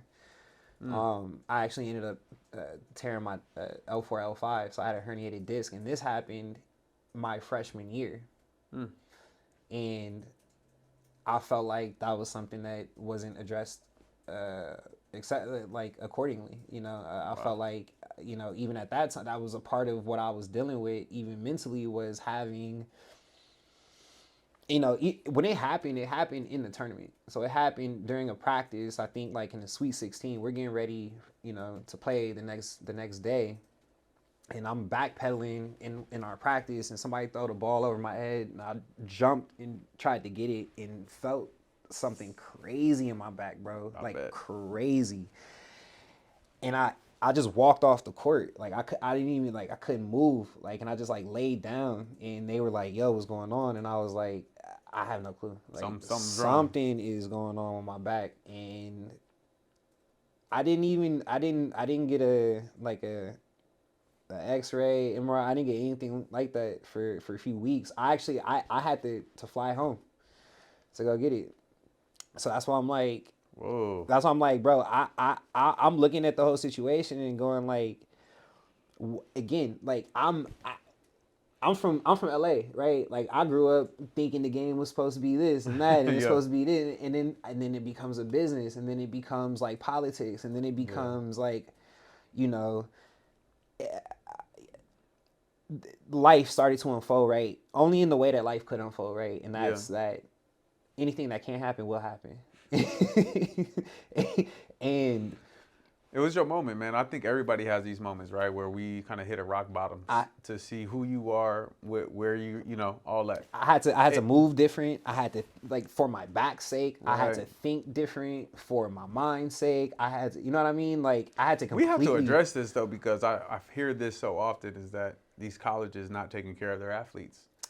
And it's real, this is years ago now, like 10, 15 years ago almost. So it's good because like you said, you're a commodity. And with being a commodity, there's you're also a person, man. And that should always come first. So make sure balance. The schools that you're at, I always tell kids this, man, go talk to the players and their parents and see what they're going through. Don't just listen to the coach as they're recruiting you, because they're going to sell you whatever they need to get you there. Because and it's funny. It's funny because going back in paying attention to kind of how guys used to talk about going to UNC, and then it was just it was one of those just be prepared kind of a situation. You know what I'm saying? Like it wasn't you know what I mean? Oh, I'm so happy I made this choice. This is the best decision of my life. It was just be prepared. We're here. You know what I'm saying? It's good to be on the team and to be to get all the love and attention, and you know what I'm saying, to have that spotlight and that platform to be able to elevate and get to where you got to get to. Guys obviously love that. But I remember specifically, again, the conversations that I had on my visit, again, specific to my experiences, it was, again, Roy is gonna get on you, so be ready for that. It's gonna be hard, it's gonna be tough, right? You just gotta be tough. You gotta be hit you with that scar, that be prepared, Lion King joint, bro. Amen to that. Let's move on. UCLA, kind of reinvent yourself, man. You see yourself coming back into your own, and bro. What was that experience like at UCLA with Holland, the person who said you shouldn't win anyway? It was like night and day. It was like night and day. And do you think being home was part of it? 100%. Yeah. 100%. 100%. And it was very crazy, bro, because oh man. I ended up leaving mid-season. The way I decided to go about it, having conversation with my parents, and it was a group thing, it was a group decision. But yeah, I was like, yeah, let's do this, yeah, for sure. Because I don't know what it would look like for me to go have a conversation and say, hey, coach, I'm trying to transfer, or it just. I was so fed up, like, because I had attempted to have conversations with the staff, with the athletic or the basketball department, or just like with, you know, people, the adults, right, in the room, and it was crickets. Like, I remember at one point I was told to schedule a meeting with the secretary in the basketball office to have a meeting with a one-on-one with Coach Williams. And I was like, all right, well, fuck that. Like, nope. Like, I'm not about to. I'm supposed to be like your starting point guard, right? Or even if I'm like off the bench or whatever the case is, like, I'm not scheduling time with the secretary in the basketball office to talk to you. Like, but that's kind of how it had gotten to that point, where right? you didn't have to do that before necessarily. Schedule a meeting to talk to him. Right. And then all of a sudden, it became a business, and you had to Well, do bro, I something. mean, by this is my junior year. Freshman year, we won it. Sophomore year, we didn't even make the tournament. Like, it got, Coach Williams had us vote to see if we even wanted to play in the NIT because it was such a disgrace. Right. I think it was, I'm saying, it was just such a disgrace that we didn't make the NCAA tournament. We got invited to the NIT tournament, but if you guys don't want to play, then let's take a vote, a unanimous vote, anonymous vote, right?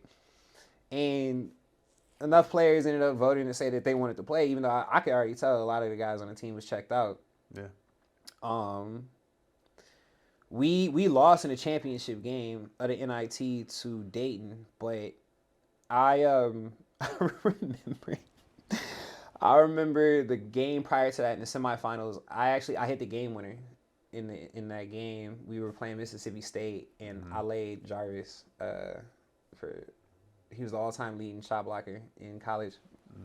I think maybe still to this day, with the left, coast to coast. But it was so funny because I remember like guys on the bench and like even after the game just being like, how did you made this? Like, why did you make that, bro? Like, we trying to be done. That's and bad. Me just feeling like, yeah. So again, by the time like my junior year came and like I had lost my starting spot to Kendall, right? But like again, Kendall like again was a kid that loved Carolina through and through. Like, I didn't have the same love and the same passion for Kendall, right? And anybody could have asked me that, I would have just told them straight up, like, no, I don't love Carolina the same way Kendall does, but I'm here and this is the team that I'm on and this is my squad and it's like I gotta figure it out. Like, I'm a baller. I'm a like I said, I'm a dog. You gotta go out for your guys. So it was very like the dynamic. I think like with Kendall, he definitely came into it with the mindset of I'm about to take his spot, right? Like the team, they probably already had conversations with him, like we'll put you here for a certain amount of time, and then like see how it goes, and then but it also was a completely different energy from I think to the coaching staff, like how they approached Kendall, and I think the kind of I think growth in the space, development wise, the process that they kind of ushered in for him and gave to him was completely different from from my experience. So my junior year, by the time I decided to leave, I was like, yeah, I'm not. There's no conversation at this point. You know what I'm saying? Like, they don't want to talk to me. They're obviously not trying to deal with me. They're trying to move on. Let me just go ahead and get my stuff, and let me just hit the road. Let me just go back on. But yeah, I didn't know where I was gonna go. I didn't know where I was going to school, so that's why I had to. My homegirl, her name is Courtney. Shout out Courtney Couch, and she was a manager on the basketball team at the time, and she was like one of my real good friends. And we went to dinner like the night before I left, and I told her, I was like, I'm about to leave. And I remember she was like, I'm so happy for you because you just don't look, you don't look happy. You don't look like, you're enjoying yourself, and obviously know what you're capable of. So I want you to go, into the right situation. And I love you, miss you, but, we'll stay in contact type of deal. But she was like, I just want you to understand though, like, they're going to kill you for this. Like, they're gonna kill you, right? And I was like, yeah. So you thought it was bad before, like. So I left, ended up getting all my stuff, packing my car and my whip. So I had a Denali, and my mom, she flew into to Chapel Hill. She helped me kind of get all my stuff together, and we ended up driving my car with all my stuff in it to Atlanta where my pops was coaching at the time. And then we hopped on a flight from Atlanta back to LA, and then he shipped out the truck from there. But on the way to Atlanta, this is like early in the morning, right? This is kind of like how or when, you know, we ended up breaking into the university, like ended up talking to the coaches and basically just letting them know like it's a done deal. Kind of just like this is kind of like how we'd like for you guys to put it out. So by the time the story came out, you know, it's early 7-8 o'clock in the morning. I got a call, or my mom got a call, and it was Coach Holland, and he was like, "Hey, I just saw, you know, the story." It was maybe like 20 minutes after the story came out, like on ESPN and all this other stuff. He's like, "Where you gonna go?" And I was like, "I don't know." And I was like, I literally just left. I don't really know too much about what's going on other than I gotta get out of there. And he was like, "Well, first and foremost, he's like, I'm sorry for how I handled the situation in high school during your recruiting process, and shouldn't have pressured you, and you know, kind of just made amends on that." And I thought that was cool. So then he was like, "Let's you know, let me just get to it because we have a scholarship, and you know, wanted to offer it to you, and I think that it would be good for you given everything that you had kind of just gone through, because you'll actually be able to have some time, you know, to redshirt, and then you'll come back for your 5th year as a senior. Yep. And then by that time, you know, we're renovating Pauley, so you'll come into a brand new Pauley Pavilion, and you know, we got this really cool recruiting freshman class coming. You know what I'm saying? So I heard all that. I was like, done. Just yep. Like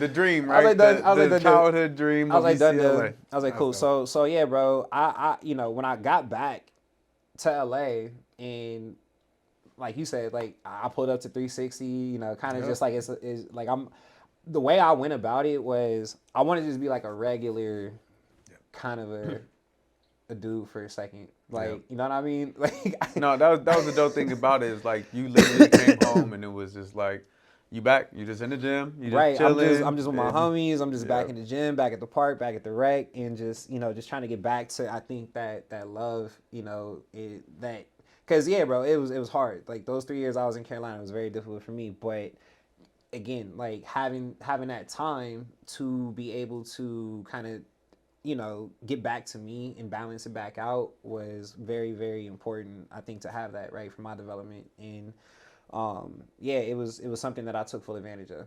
Dope. Yeah. Yeah, no, man. It was dope having you back home and being able to even go to games and see you play. Yeah, no, I mean, I was, you know, I was rolling around with, you know what I'm saying, my boy Rob. Shout out to my boy Bobby Webb.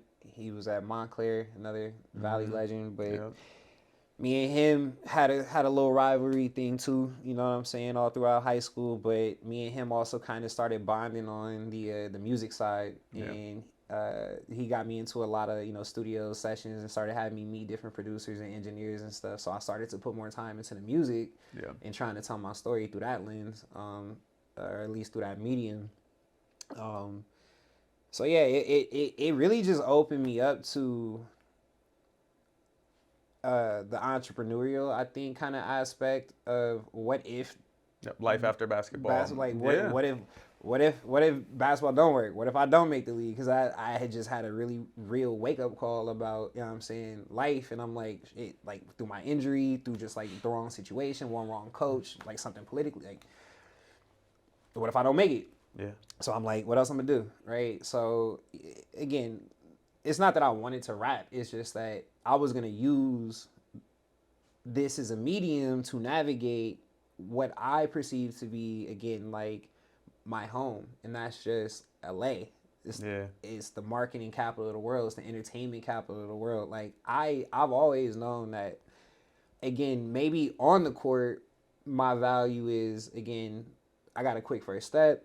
I understand, you know, what I do well, how to put other people in position to do what they do well. But off the court, my value is, you know, my network, and the fact that I grew up within this community, this NBA community. You know, my pops recognizable, you know, to this community, me being recognizable to this community. all I really have to do is tap into my roots and figure out how to connect dots, because I know so many people just growing up that do different everything everything that I just got to be a leader in how I approach it. So that's it. Just sparked my whole thing. And it's almost it's dope because it sounds like your basketball journey almost ended there, but it didn't. Right. You Miami Heat. Right. Is that where you start? So yeah, what starts? So after UCLA, draft UCLA. time. So Didn't get drafted. No I went draft, through the draft process. I was in Atlanta with my pop, so he was a coach. I was out there for a whole like 3 months. It was me. Oh man, Trevor Booker. Oh man, what's my guy? He went to NC State. I'm blanking right now. It was 4 of us. We were all like coming out of college at the same time. Basically training at Georgia Tech, right? And I was doing like 2 days, and I remember feeling like, you know, I'm doing 2 days and working out with this guy, and it was interesting because the guy who was training us at Georgia Tech. I just remember his name being G. I haven't seen or spoke to this guy since then, but he was big popping at Wheeler High School, and I remember after one of the workouts, Lorenzo Brown. Remember Zoe? Yeah. So Zoe. Yeah. So me, Zoe, Trevor Booker, and somebody else. Got you. Okay. Mbakwe, I think it was too. He was at Minnesota. Anyway, I ended up going to Wheeler after one of our workouts, and he's like, "Yeah, I want you to come check out one of my players at Wheeler." And going up to the high school, and I saw Jaylen Brown. That was my first time seeing Jaylen. Wow. I was like, he's guaranteed going to the league, because he looked like LeBron. He was like a sophomore, and he was like on LeBron time, right? So I was like, he's going to the league. But anyway, I'm training, I'm working out, I'm doing all this. I'm saying, kind of just getting ready for this next step in my life, right? You know, pulling up to the Hawks facilities and training with the players and doing all this stuff, right? I go into the combine, right? So I didn't get drafted. I'm sorry, the combine was first. Combine's first. I went into the combine thinking like, all right, you know, I feel great. Let me, you know, just take care of business. We're doing a 3/4 sprint. And I'm running, and I feel this crazy pop in my leg, and I like collapsed. And I was running so fast, I just like slid like the rest of like. I just remember everybody going, "Ooh!" Right, just hearing like, you know, people in the back, and I like adrenaline. I hopped up, and I'm like walk it off, but it's like something's wrong, right? Ooh. Like something pop, right, and it's like kind of starting to burn a little bit. I'm like, so I call my agent, and I'm like, I was just doing a sprint, and I felt a pop in my leg, and it's like is hurting, like, and I'm feeling like crazy heat and like pressure and all this stuff. And he was like, just shut it down. He was like, shut it down. And ended up coming back to LA, doing like a test, and I tore my quad. You tore your quad. But it was like a grade 1, something like a tear, like a grade 1 tear, something like that. And again, at that point in time, like, I felt like the league, right? The league. So maybe, again, just like, this is me showing toughness or something. I don't know. I ended up going and flying out to Minnesota for a workout after just being told that I tore my quad. By the end of that workout, I flew back, had another reading, and it was like, it's like a grade 3 tear now. Like, he tore it even more. I was just like, yo, like, I couldn't walk. I couldn't, like, I was just the like, sacrifice for the game, bro. boy. I was like, I'm done. Like, let me just shut it down. So, like, they ended up having to like drain my leg, like all this fluid built up, and I have like this crazy, like, see that? Yeah. Like, so tore my quad, had a herniated disc, didn't get drafted. I'm thinking, like, again, too many red flags. I'll probably never, you know what I'm saying, like, get that opportunity. And yeah, I was bummed, right? Again, not seeing my name, but I was also like, I didn't really have that expectation to get drafted. I was just kind of like, if I go somewhere second round, even like it'd be great, but it didn't happen. I didn't have the best collegiate career. You know what I'm saying? Going from high school to college, my college career was not spectacular by any means. So, not really knowing what was gonna happen next, I didn't have any expectations. Got a call from my agent. It was like, Miami is inviting you to their training camp, and I was like, okay, that's cool. And I'm kind of like starting to piece, together Pat Riley, and he obviously was with my pops. They, coached my pops, and they have that relationship now. I don't know again if this is just like namesake type thing. Let me pay attention, or the organization, or if I did anything to necessarily like warrant that. But I just felt like it was a chance, right? So let me just step into this opportunity with some grace and go about it, right? LeBron, D Wade, Chris Bosh, like it was the third year of their three-peat, right? Wow. I'm in training camp, and it's like it's the Heatles, you know what I'm saying? It's the Heatles situation, and I'm like, this is lit, and I remember specifically thinking too, like, it's almost a little too lit. Yeah. South Beach. I'm saying, like, I'm like, it's almost a little too lit right now. Like, didn't make the roster. And I like looking at who else they had brought in. They had maybe another roster spot or two open. They had like Roger Mason Jr. or senior. I forget if you're junior or senior, but he had been in the league, for some time. A vet, Michael Beasley. Like they had brought in some guys who I figured like, all right, probably, fill a spot better than me right now. So ended up going to the G League, right? So they cut me from the Heat. Spo was like, appreciate you, but we're gonna cut you. We're gonna send you to Sioux Falls, and I was like, again, understanding of kind of like how like it was the D League at the time. It wasn't the G yet. It was the year before it turned to the G League, but the developmental league, right? And I'm thinking like, okay, it's not, again, like my experience at Carolina, right? Like thinking like I'm about to go to Sioux Falls, South Dakota. Like what's about to happen? This isn't college though. This is like the NBA. So this is a completely different system and a whole different like, mentality as far as what they're looking for, right? They actually are, they like, do well so you can come up here and help us, right? Right. Exactly. Right. So,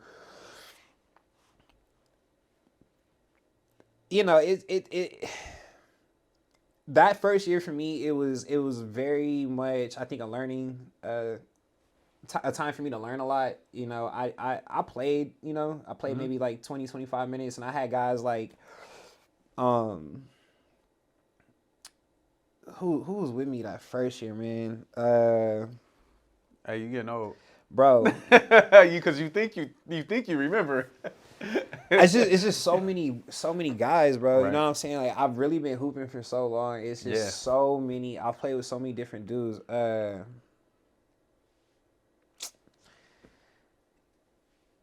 It's like right on the tip of my tongue. He was with us for the first 3 games of the season. He went to training camp with us. He played for the first 3 games of the season with us in the D League. He averaged, I think, like 30-something these first 3 games. You got called up?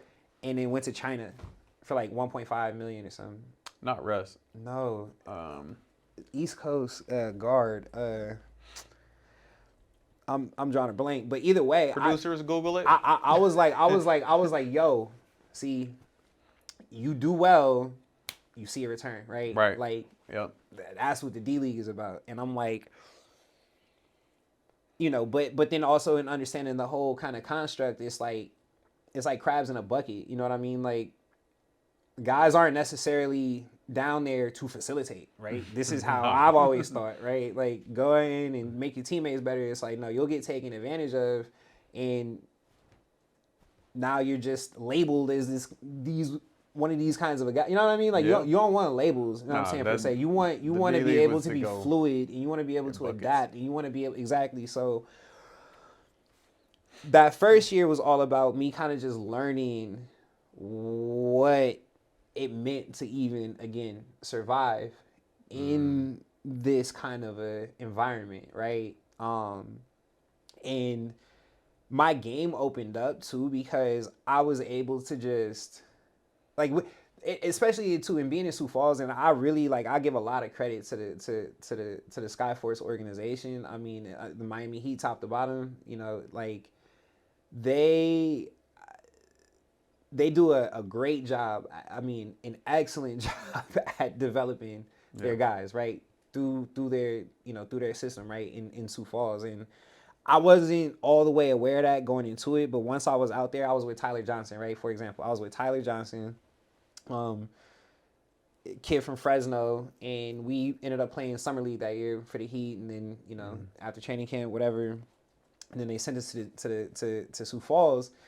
And Tyler and I kind of had this bond, right, where it was like, you know, two SoCal kids, you know, really just out here, you know, trying to find our footing, but we kind of complimented each other on the court, you know, we really complimented each other. I mean, the way I played and me just being a distributor and him being such a slasher and somebody who, you know, he's a bucket. Like Tyler, I absolutely 100% love playing with Tyler, bro. And like the team, right? And I started to kind of just pay attention to like the way that the Heat, I think, were like, again, engaging the Skyforce to say, this is our system, this is how we want to play, right? It was very much triggers, you know what I'm saying? It's not so many plays. It's like, we're going to put you guys in spaces for you to create triggers, and then you guys now just play off of each other. And I was like, okay, this is... It was before his time, low key. Very before his time. Because that's all basketball is now. Very before his time. And again, I was like, okay, this is different, right? In Heat culture, right? And this whole concept of Heat culture. And I'm like, I'm in it. This is in 2013. So I seen it. I was like, it's very, very real. And the way that they're teaching us how to play here is tailor-made for the way that the game is evolving, exactly like how you're talking about. So my second year, right, going back to, since they had my rights, going back to Sioux Falls, I knew I was going back. So came back, you know, for the summer in LA, was doing my workouts and doing my thing. Maybe 2 weeks before I was scheduled to go back to Sioux Falls, I got a call from Phil Weber. He's now, I want to say front office. He's a GM now with the Pelicans. If he's still with the Pelicans, he might be with somebody else now, but he called me. He's like, is this Larry Drew? I was like, yeah. He's like, hey, this is your coach. It's your Coach Phil Weber, man. And man, I'm excited to have you. And, you know, it was just all this energy coming through the line, right? Remember, ball finds energy. And he's just like, yeah, man, so I'm over here watching your tapes. And he's like, I love what I see. And I'm like excited to have you. You know, it's a different coach than what I had the first year. And he's like, I'm watching you play, and I see a lot of similarities to Steve Nash. And he's like, I was with D'Antoni in Phoenix, you know, during these time periods. And he's like, I'm telling you right now, we're just going to run the same offense. He's like, we're just going to run stuff tailor-made to just put you in positions to run pick and roll, because I already see how you think and what you're looking for as far as kind of how you want your guys to play. Because I was very much, again, like triggers. Like if you set a screen and my guy goes over the top of that screen, you have to roll all the way to the basket. You have to, because it's going to force that weak side help. And that's a pass that we all have to trust that I can make, right? Yeah. Now it's just a matter of that being the trigger and that being the read, and everything else kind of just flowing off of pick and roll. And that's the heart and soul of basketball from an offensive standpoint. Is pick and roll. Really, again, it's about creating triggers. You know what I'm saying? And the pick and roll is the original OG trigger creator right there, right? So having a coach hit me that early on, engaging with me about watching my film and kind of breaking down my game, and then seeing similarities with other greats, and then kind of just, you know, implementing the same systems that work for these people. Bro, I got called up. I was like, I had 23. I broke the G League assist record on Christmas that year. I had 23 assists. 16 points, 23 assists, 8 rebounds. Next day, got called up, and I was 23 like, assists is wow, man. Yeah, bro. What does that feel like? honestly, it didn't feel like it. Like I had that many assists because, and I'm sure like if you watch that game and that tape, and it's funny. It's funny because that game was against the Rio Grande Valley Vipers, which ended up being the coach for that game. Ended up being my coach on the Skyforce a couple years later when I came back and was playing in the G League after going overseas. And I always remember getting into it with him, being like, or not necessarily getting into it with him, but just being like, look, like we need to run more because if we run more, I can do things like what I was doing against y'all when I played against y'all and I had 23 assists. Exactly. But so many of my assists were just like, because of how we were trained to play and how I used to communicate to guys, even like after makes, like get the ball out quick, like just get it out, like sprint to get the ball out, like from the net, get it out quick and just run. I'm gonna kick it to you, and I'm pitching it ahead and just getting 4, 5, 6 easy assists off of guys literally just lazy getting back on defense. So that's why I'm like, that just kind of, again, I think it speaks to one, me just being so unselfish, right? Like again, like in Coach Phil Weber, just really knowing like, let's play to Larry's strength, right? KYP, know your personnel. His strength is his unselfishness, but not just his unselfishness, it's his ability to dictate the pace. He can get guys to run faster because he's willing to give them the ball in the perfect place for them. You know what I mean? So you get them enough easy baskets, they're going to continue to go harder for you over the course of the game. And point guards, listen. My goodness. So many diamonds, man.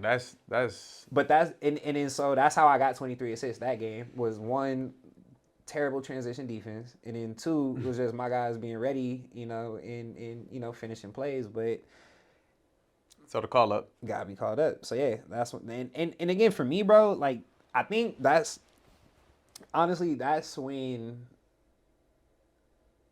like I realized that I am nice. You know what I'm saying? Like I was like no, but like honestly, like for real, it was just more so like it was just confirmation. It was just like this. It was like the most needed, I think, confirmation for me that I do have what it takes to play at this level. Given the right, formula. Now it's like I'm very careful again about how I go about into like this breakdown of it because it's like, you saying James Harden, you are the system. That's what you're saying. Lightly. No, it's a good point. Like it's like it's not that I'm the system. It's that I had to adapt in that one, I had to take it back like that my first year playing in the G League, I didn't start. I didn't, I played maybe like 15, 20 minutes a game. Like that second year, and me doing my due diligence and going back to training camp with the Heat that second go around, and me just staying within the system, I'm back at it now. But having really again just I think proving to that organization that I was willing to buy into the culture and really retain the information that they were trying to give to me as far as what they were looking for me to do and what kind of player, you know what I'm saying, they needed for me to be in Sioux Falls. And then them having, Phil be that guy. I mean, Phil, Coach Weber to this day, I think probably is like my favorite coach, just having played for. He's big philosophy guy, right? Like he's that guy. He taught me KYG, KYP. You know what I mean? Like gotcha. he gave you a philosophy or a mantra or a Chinese proverb. Every rebuttal was some kind of a quote. You know what I'm saying, or something mystical. Or you know what I mean? But he knew when to say it and how to use it. And I'm like, okay. But yeah, all of that to say, things. There was time, right? Like I had to take time. I had to be patient enough to say like, okay, like I didn't get drafted. I didn't, have the collegiate career that I wanted to have. My path isn't happening how I thought it was going to happen. Right. But me staying with the script as far as, again, the decision. Me making the decision to say, I'm going to make these sacrifices. I'm going to attempt my all to still try and, you know, give it my all. I mean, again, you got to make this attempt. You got to make this decision. So let me, because again, it's like, bro, it's hard. Like even Kobe and guys, you know, they used to talk about it. It's like, it's what separates guys. Effort, you know, again, one of those intangibles, one of those nuances is something that you can control as an athlete, right? You can't control somebody else on your team taking a bad shot. You can't control the coach taking you out the game. You can't control certain things, but you can always control your attitude.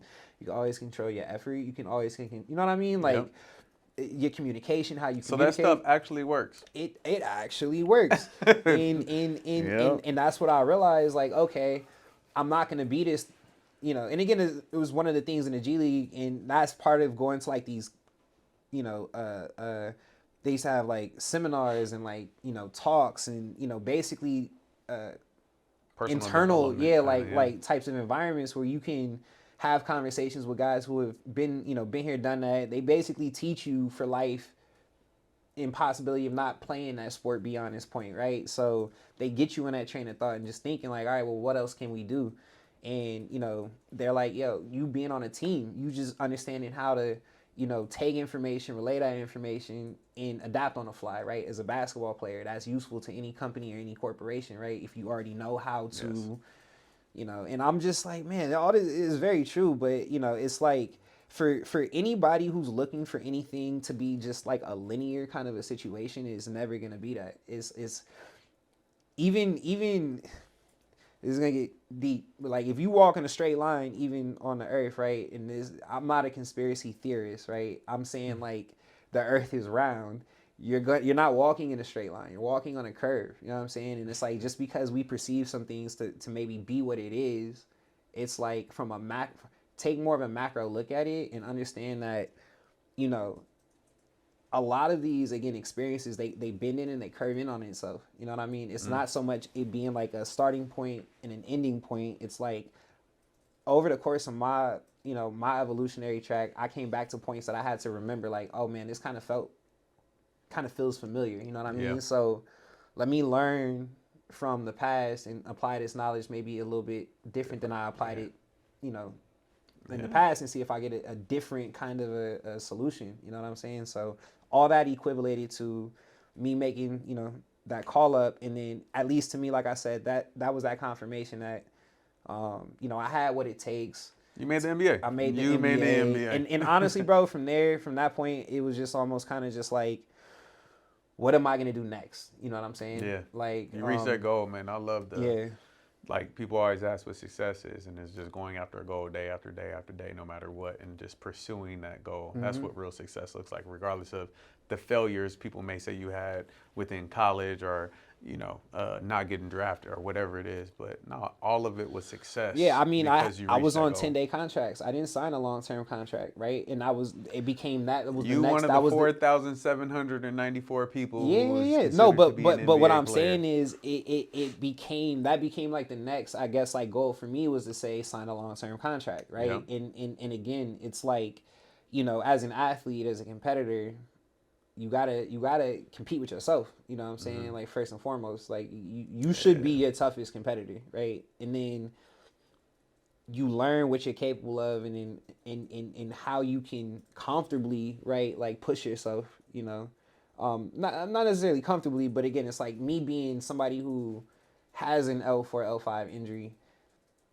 I have to think again in terms of increment. Like I've hurt myself even just in the past few years, taking time away from working out and doing things and just thinking like I can kind of just get back into it the way that I had been before, and then I'll throw my back out. And it's like I'm 33 years old talking about throwing my back out. It's like I haven't had surgery for this. Like I try to, you know, do things holistically, and you know, I do yoga and, you know, try to change my diet up and, you know, drink more water, drink more fluids type of thing. But at the end of the day, you have to, again, apply. You got to apply the knowledge. You can't go through all these experiences and all these situations and not, you know, apply it, because it's like, right. You know, it's insanity, right? Like, you know, doing the same things over and over again, expecting a different result. So, you know, just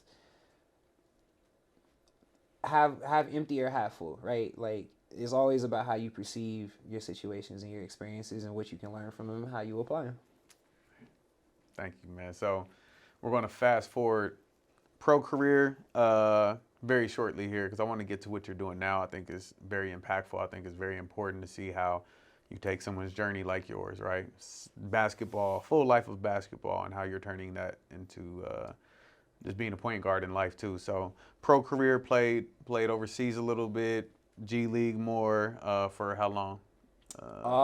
So I was in the G League for 2 years, from 13 to 15. Then from 15 to 17, I was overseas. So I played in Monaco for a year in the south of France, which was amazing.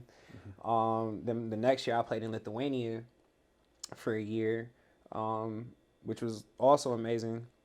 And then my last year, I came back to the G League, and then I did one more year in Sioux Falls. Yeah. And then, yeah, I was actually, I mean, because my whole thing was always, again, trying to get back to the league, right? So I was trying to get back to the league as long as I was playing.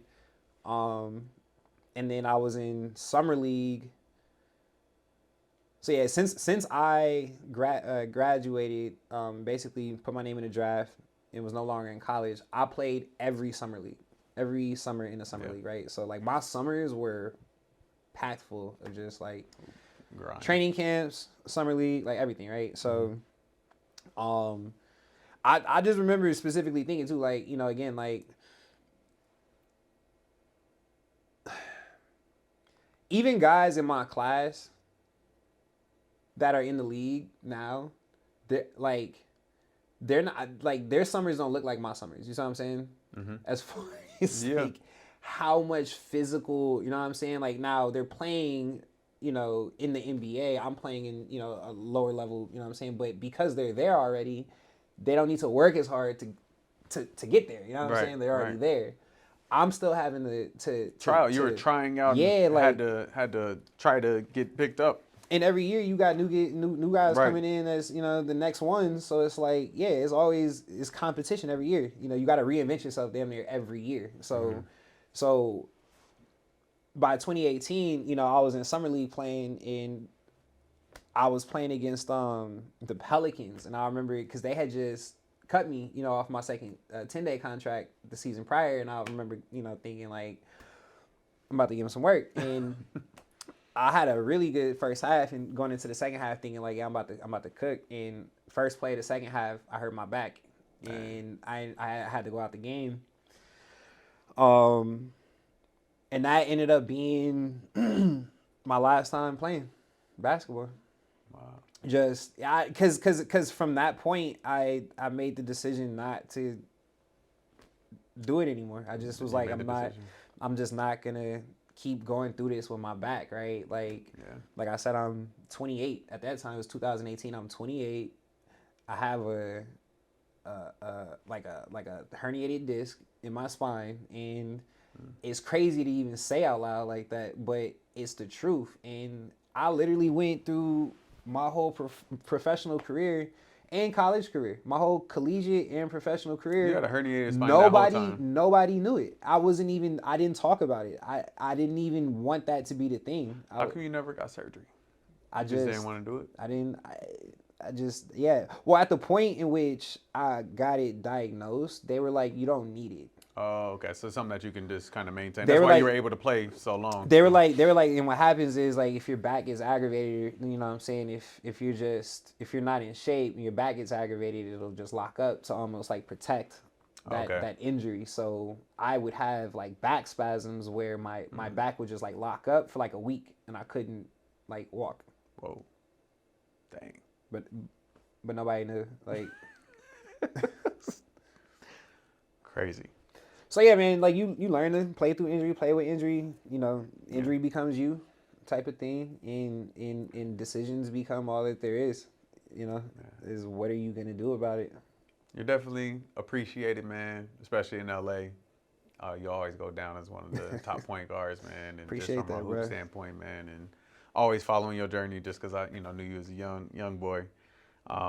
Man, thank you, man, for what you gave to the game and what you're continuing to give. So let's talk about now, man. What endeavors are you into now? How are you impacting lives as a point guard in life? Yeah, man, I being somebody with the knowledge that I have, and liking to be the facilitator, you know, in being somebody who likes to, you know, the ball finds energy, right? Like, you know, pass that energy around, like being an educator, you know, first and foremost at this point in my life, and going around and speaking and talking and giving back is something that I'm very, very, you know, adamant about, you know, whether that's, you know, player development, you know, so I work with, um, you know, kids, high school, middle school, college, even a few pro guys, um, on top of uh, my girlfriend, my partner Stephanie over there, and we have a creative agency. It's called Lightwork 360, and we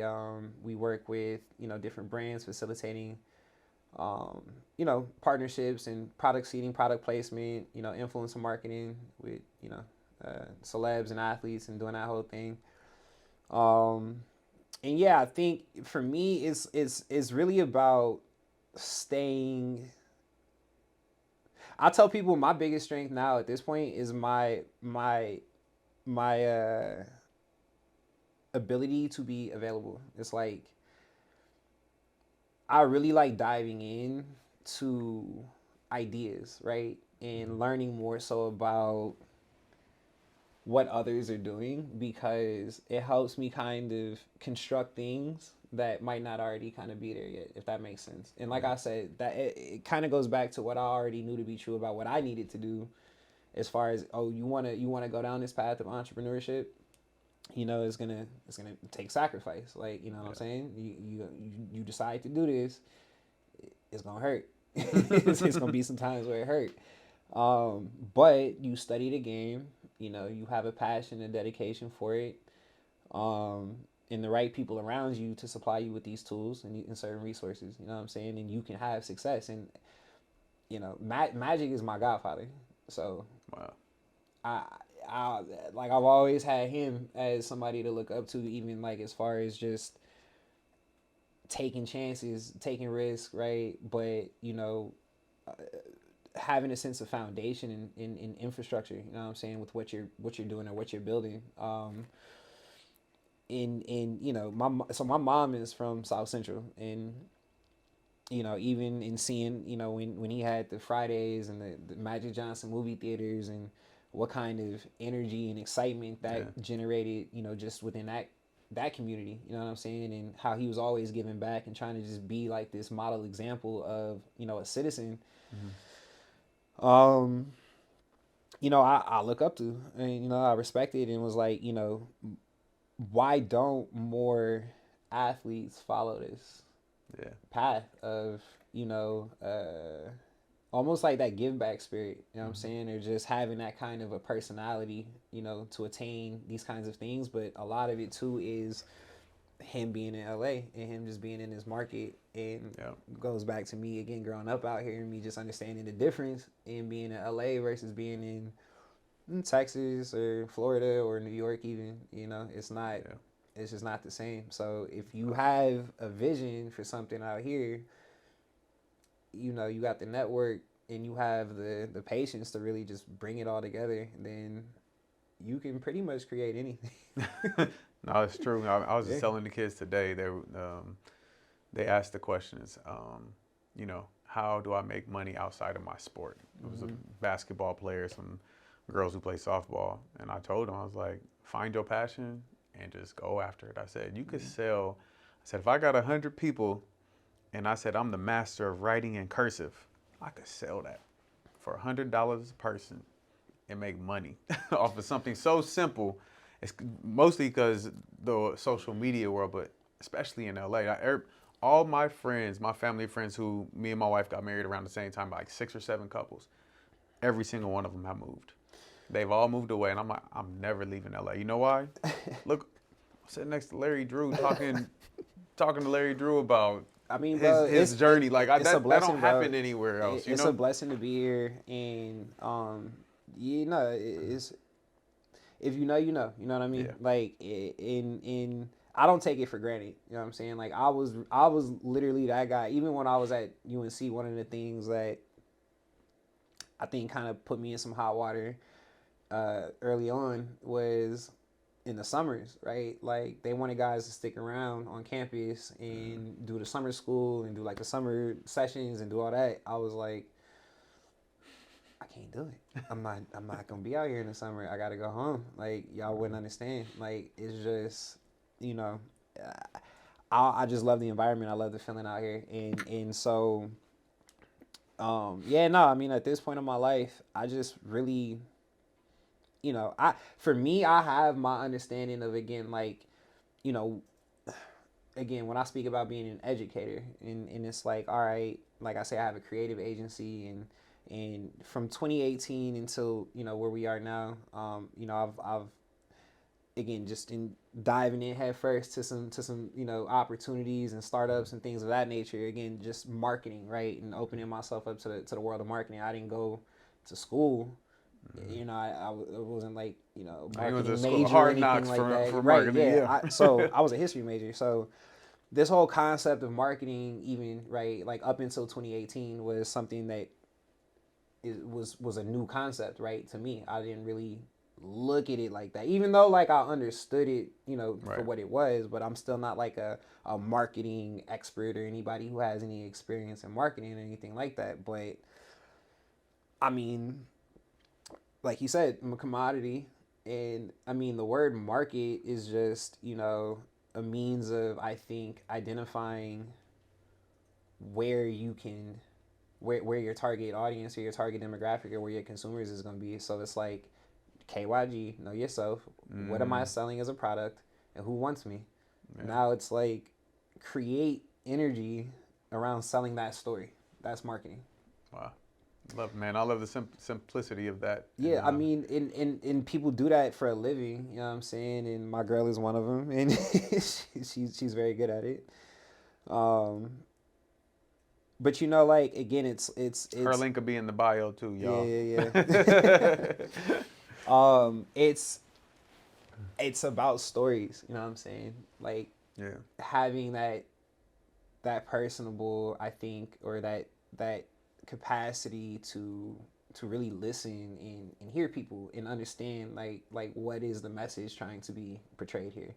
And so I kind of see marketing, right, or how I kind of gravitated or how I kind of jumped on to like the whole marketing, I think, concept post my career was in one that, again, I could almost teach now. And like I said, I'm an educator, right? So I can almost teach the next generation of commodities on how to sell themselves as a product. And it almost, again, in the market now that speaks most to that is the NIL. So yeah.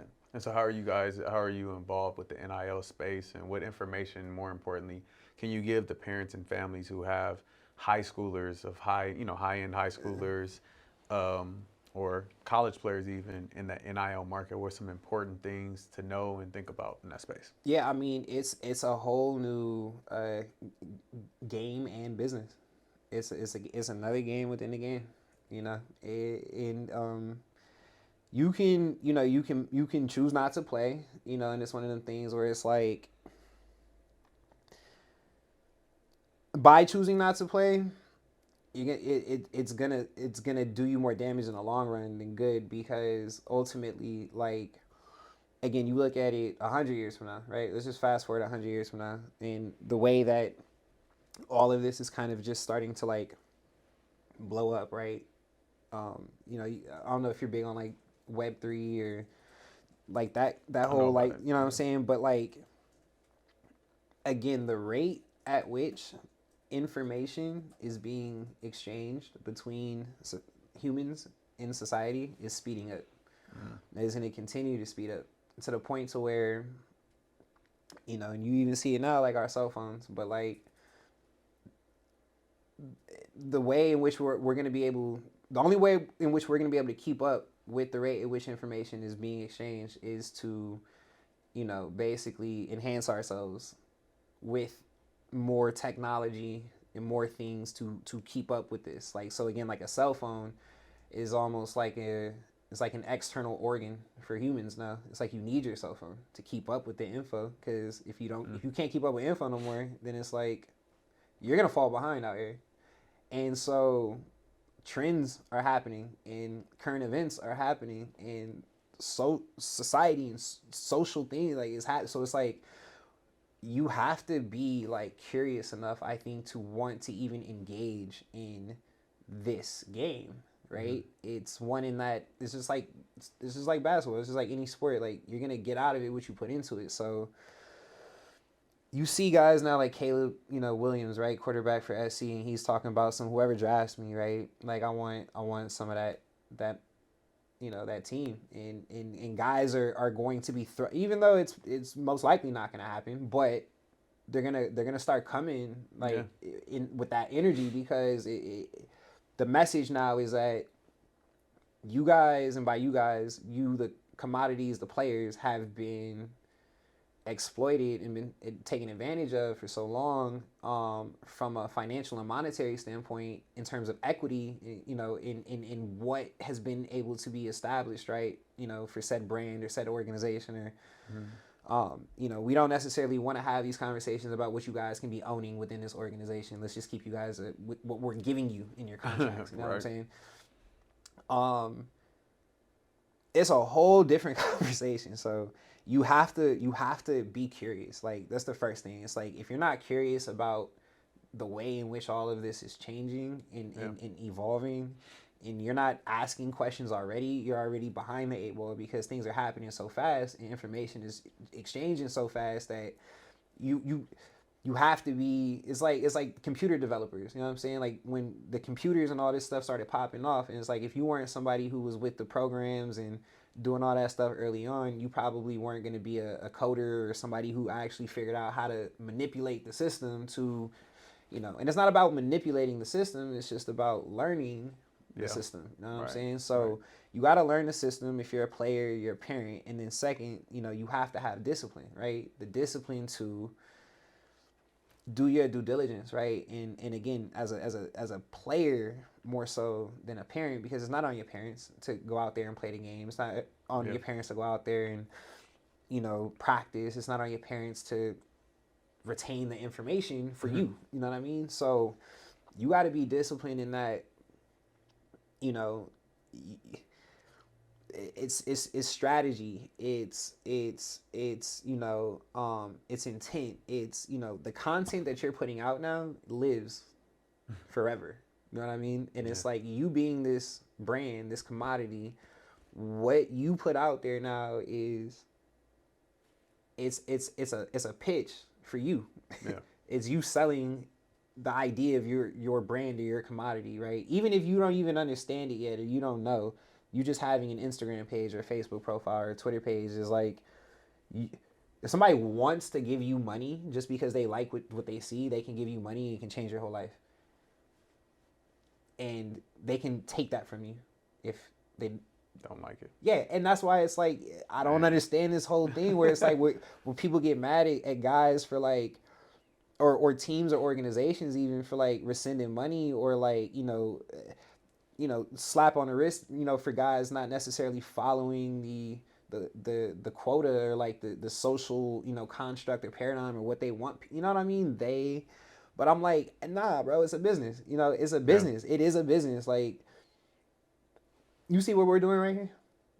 This creates business for everything and for everybody else. So it's like, what conversations now are being had because of this basketball? And if you're not somebody who is inspiring the kind of dialogue that they want to instill and to have and input in society, then it's like, you don't understand the business, bro. Like, you could be a great player, but you don't understand why this is here. You see what I'm saying? Yeah. Like, why this possibility is even here. If you just want to be a good player, then film yourself online and just go play at the park. You know what I'm saying? And you can be like the greatest viral player of all time. But if you want to play in the NBA and you want to maximize on your commodity, then you have to be disciplined. You got to understand that it's a game, right? Yep. And again, it goes back to, the whole NIL for parents now. It's like, be a pro in how you thinking about it now. Be a pro now. Oh. Don't wait until you're a pro. Don't wait until... You got to start thinking like this right now and figure it out, because if you do, the reward can be so much more fulfilling, you know what I'm saying, than if you just waited to just say, oh yeah, Not only that, I think some kids are even securing financial security younger. Yeah. Where if it doesn't work out, That's exactly. if it doesn't work out, and that's the real power of the NIL is that if the NIL was around when I was in high school, I would have millions of dollars. Oh, for sure. I would have had a completely different, you know what I'm saying? Like, it would have been completely different. Yeah.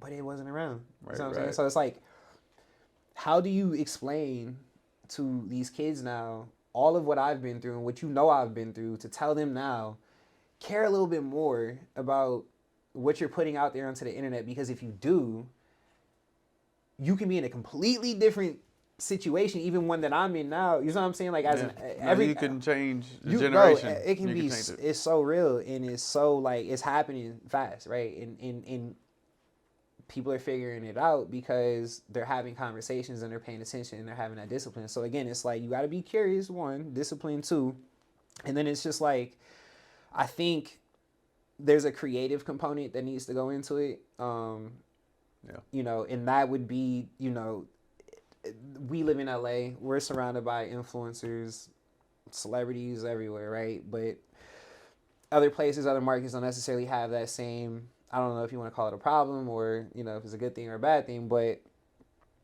like my boy Austin Mills, shout out to my boy Austin. He just hit me up yesterday and basically put me on game with something that he's working on. But again, it's all in service of being an educator and for somebody like him who, as you know, is a he's like a influencer mastermind, you know what I'm saying? Like, he's got pages and, sports pay this and that, and he's got all these different, you know what I'm saying? And he understands, right, what it takes, like, to keep up this persona in this brand, in this commodity as the Austin Mills, you know what I'm saying, like, figure face of his business, right? And now he wants to go into college and basically teach these college athletes in the NIL basically how to be an influencer, right? And people don't even like that word. This is what I've realized and what we've realized, doing the work in the last 4 or 5 years is the word influencer and influencer marketing and, that whole thing is, it can come with a certain like stigma to it, but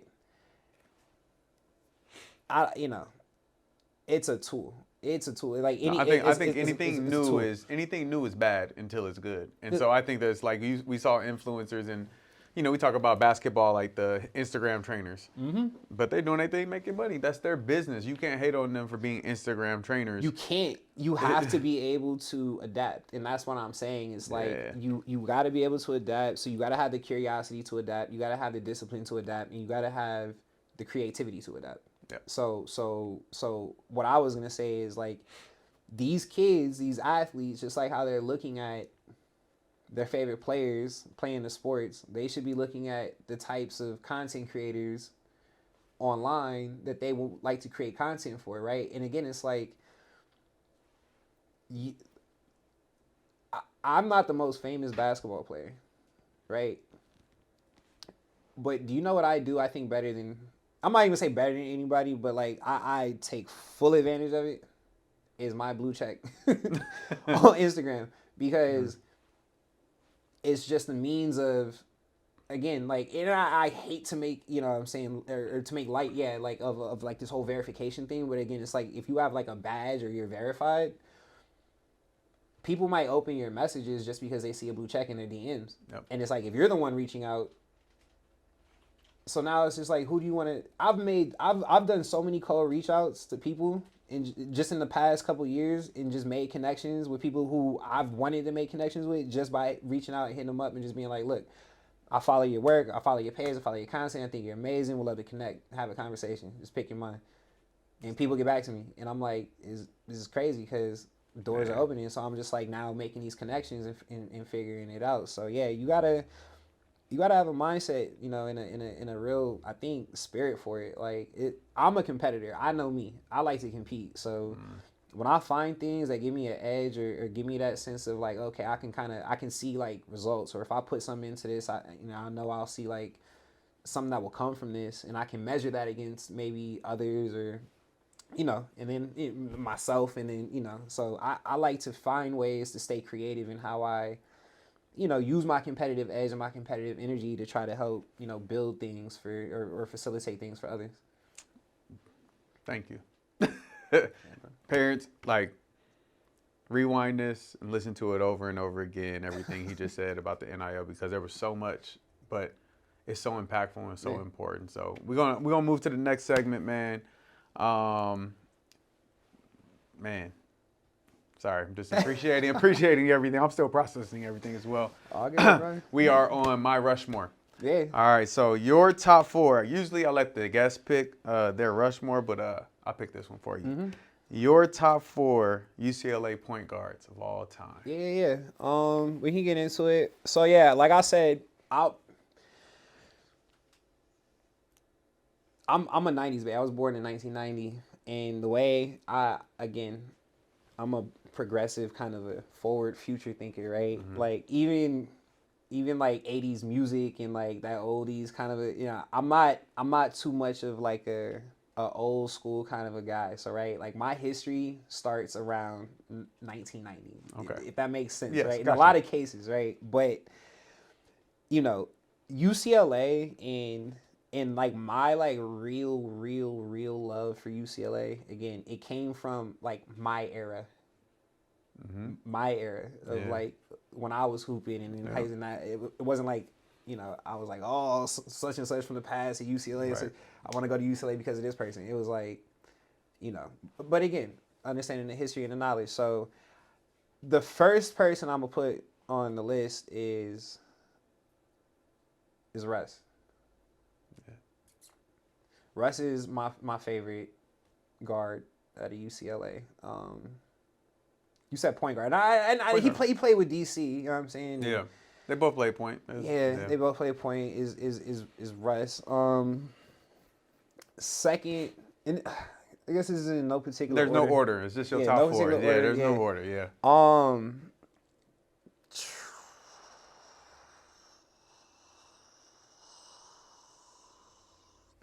My boy Tyus, bro. Tyus Edney. Yep. Tyus is going up there. Third.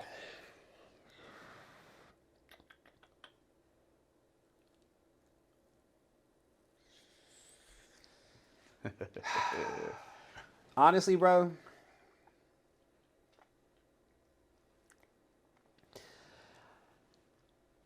I'm gonna give it to Lonzo.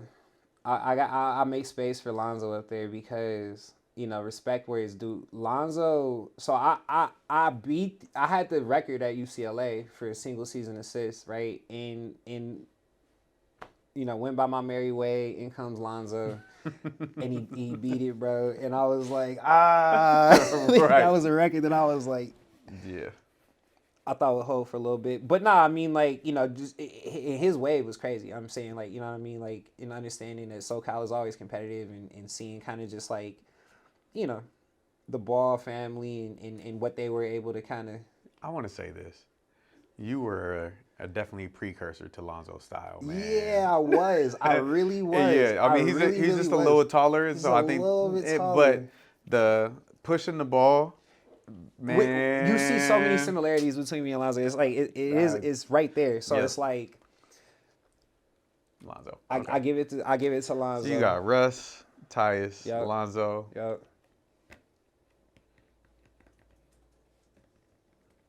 J Farm. Okay. I'm gonna give it to J Farm, bro. Yeah. That's J Farm. And again, just Valley legend, 818, like I J Farm, and you know what I'm saying, won a chip with the Lakers, and you know what I'm saying, did two Final Fours. Yeah, bro, that's what I'm saying. Like he really, yeah, he represented. You know what I'm saying? So J Farm, you got to be J Farm. So my 4, it's very similar. Mine, I'm gonna And look, DC, bro, like again, like that's my guy. That's my guy. I love DC. For sure. You know what I'm saying? Like he's honorable mention to me. Again, like Earl Watson, that's my dude. See, you know, mine is more of when they were at UCLA. I know yours is like a it's overall. Yeah, it's yours yeah. Yes, yours is a overall. Mine's like It's while I they was were thinking there. while they were there. The Okay. most impact at UCLA. Impact at the school. Okay. So I got Earl Watson. Yeah. The 4 years started. That's what I'm saying. Yeah, like, you know what I mean? He, And like he is UCLA point guard. Big dog. That's what I'm saying. And then B Diddy, Barron for me. Like that's when I started like, oh, I'm gonna start. Like I saw Vince Carter was the one who like, oh, I need to start dunking, even though he wasn't my style. But then I saw somebody who was Barron's size dunking. Yeah, and I literally never watched Barron at UCLA. Really? Like, I never watched Barron. Did you see him at the runs and stuff in the summers? Bro, listen, I didn't.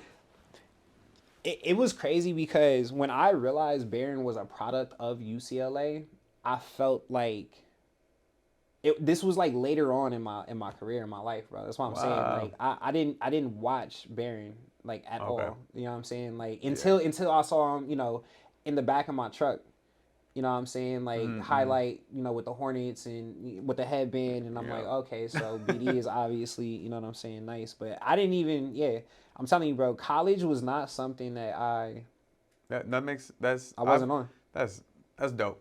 I actually like that mindset a little bit. So then I'm gonna have to go. Actually, mine's Drew. Is it UCLA at UCLA? Jordan Farmar. I'm gonna put Jordan up there. We're gonna say at UCLA. He just had a little bit more of an impact, I think, on like I think the city, bro. Just from like this, from a city perspective, like Jordan had, and I grew up in the Valley, and I went to TAB, so I'm like he, like from high school to college to the pros, he checked every box. He won. I had a light skin thing, like light skin point guards, like.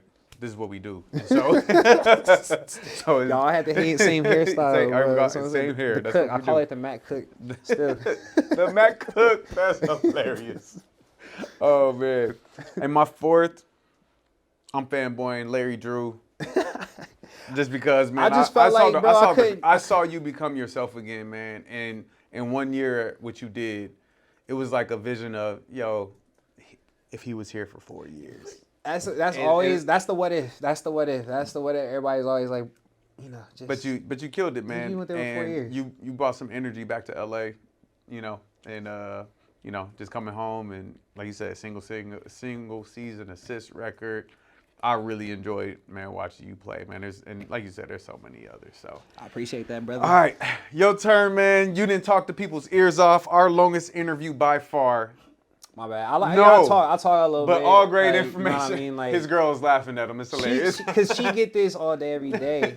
But she don't really ask the same questions. So I think talking No, this to you is about dope, this man. This is like, I think it's a piece of LA history. I think it's your journey is so similar to a lot of kids who come to LA and go to school on the East Coast or somewhere else. And so they could hear what they're up against. Like LA basketball is different. We have the most NBA style offense in high school. The most, it's so different out here. But anyways, we'll start talking about that again. So you're the interviewer. 2 questions for me.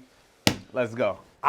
So you said it over the course of us having this conversation, but I want you to kind of just unpack it maybe a little bit more. Why did you create this?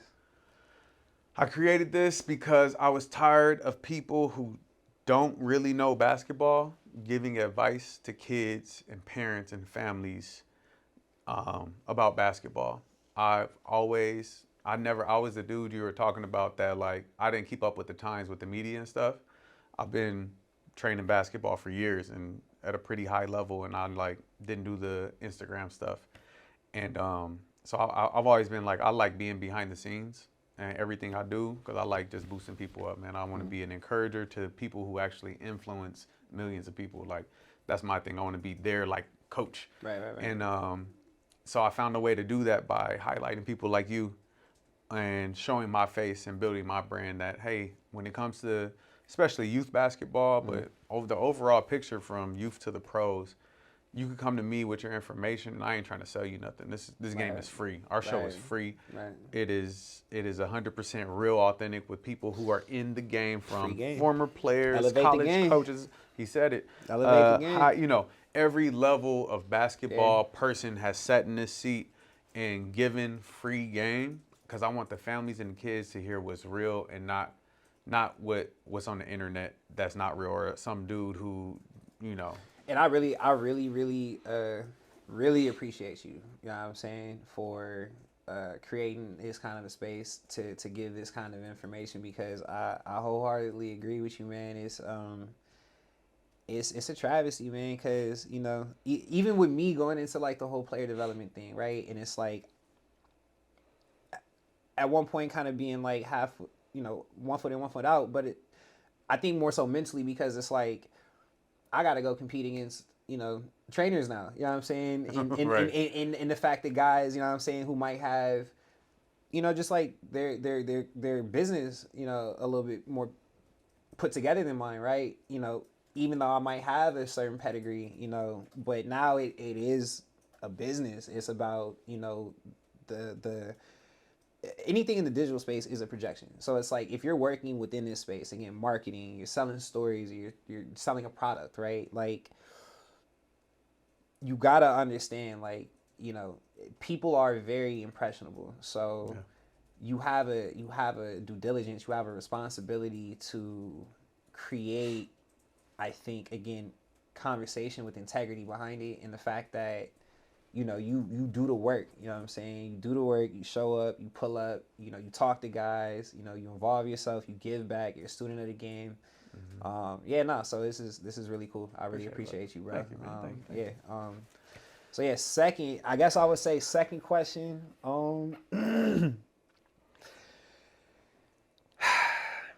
It's the only other real question that I could think of. It goes back to 360. All right. It goes back to, them days, man. I just feel like, what was it like? I don't know. Like, I know what it was like for me. Again, anytime I saw you in the gym, how I used to feel. Mm-hmm. I used to feel like, yes. Yeah. Yeah. I used to love playing against Todd, because he would like, I could tell me being like younger and like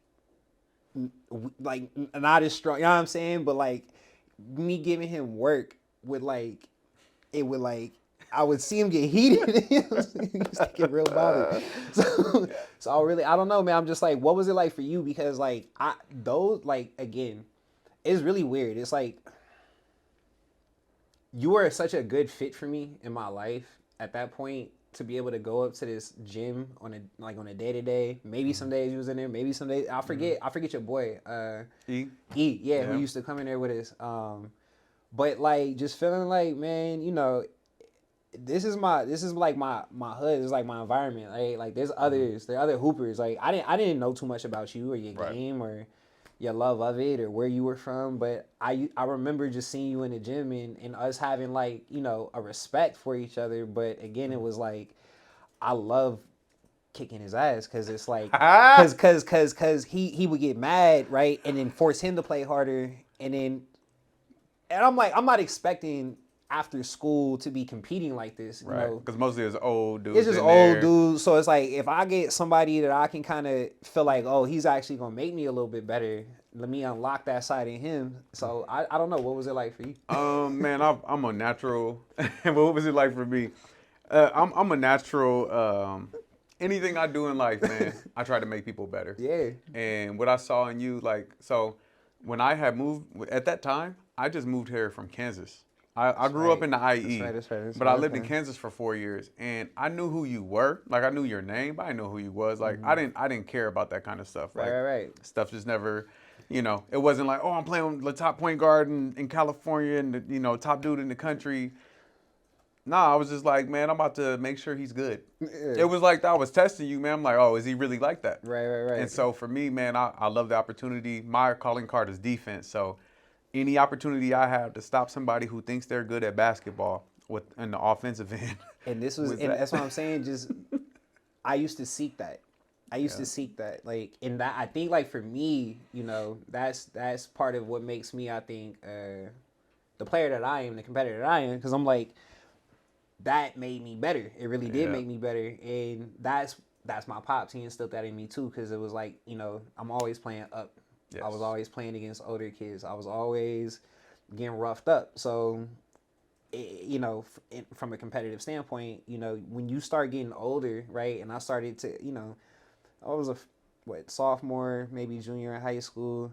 Even like in college, I'm coming back. You know, you see like the way your body starts to change too, and it's like as that skill set and your body starts to develop, you know, you can start to hold your own. I didn't play you when you came back from North Carolina. You was too swole. Well, that's I stopped playing. I was like, nah, I'm on this. Me and Larry about to run, y'all. We was on the same team. I gained like 25 pounds. I remember. I was like, bro. nope, that ain't me. So, but you're not.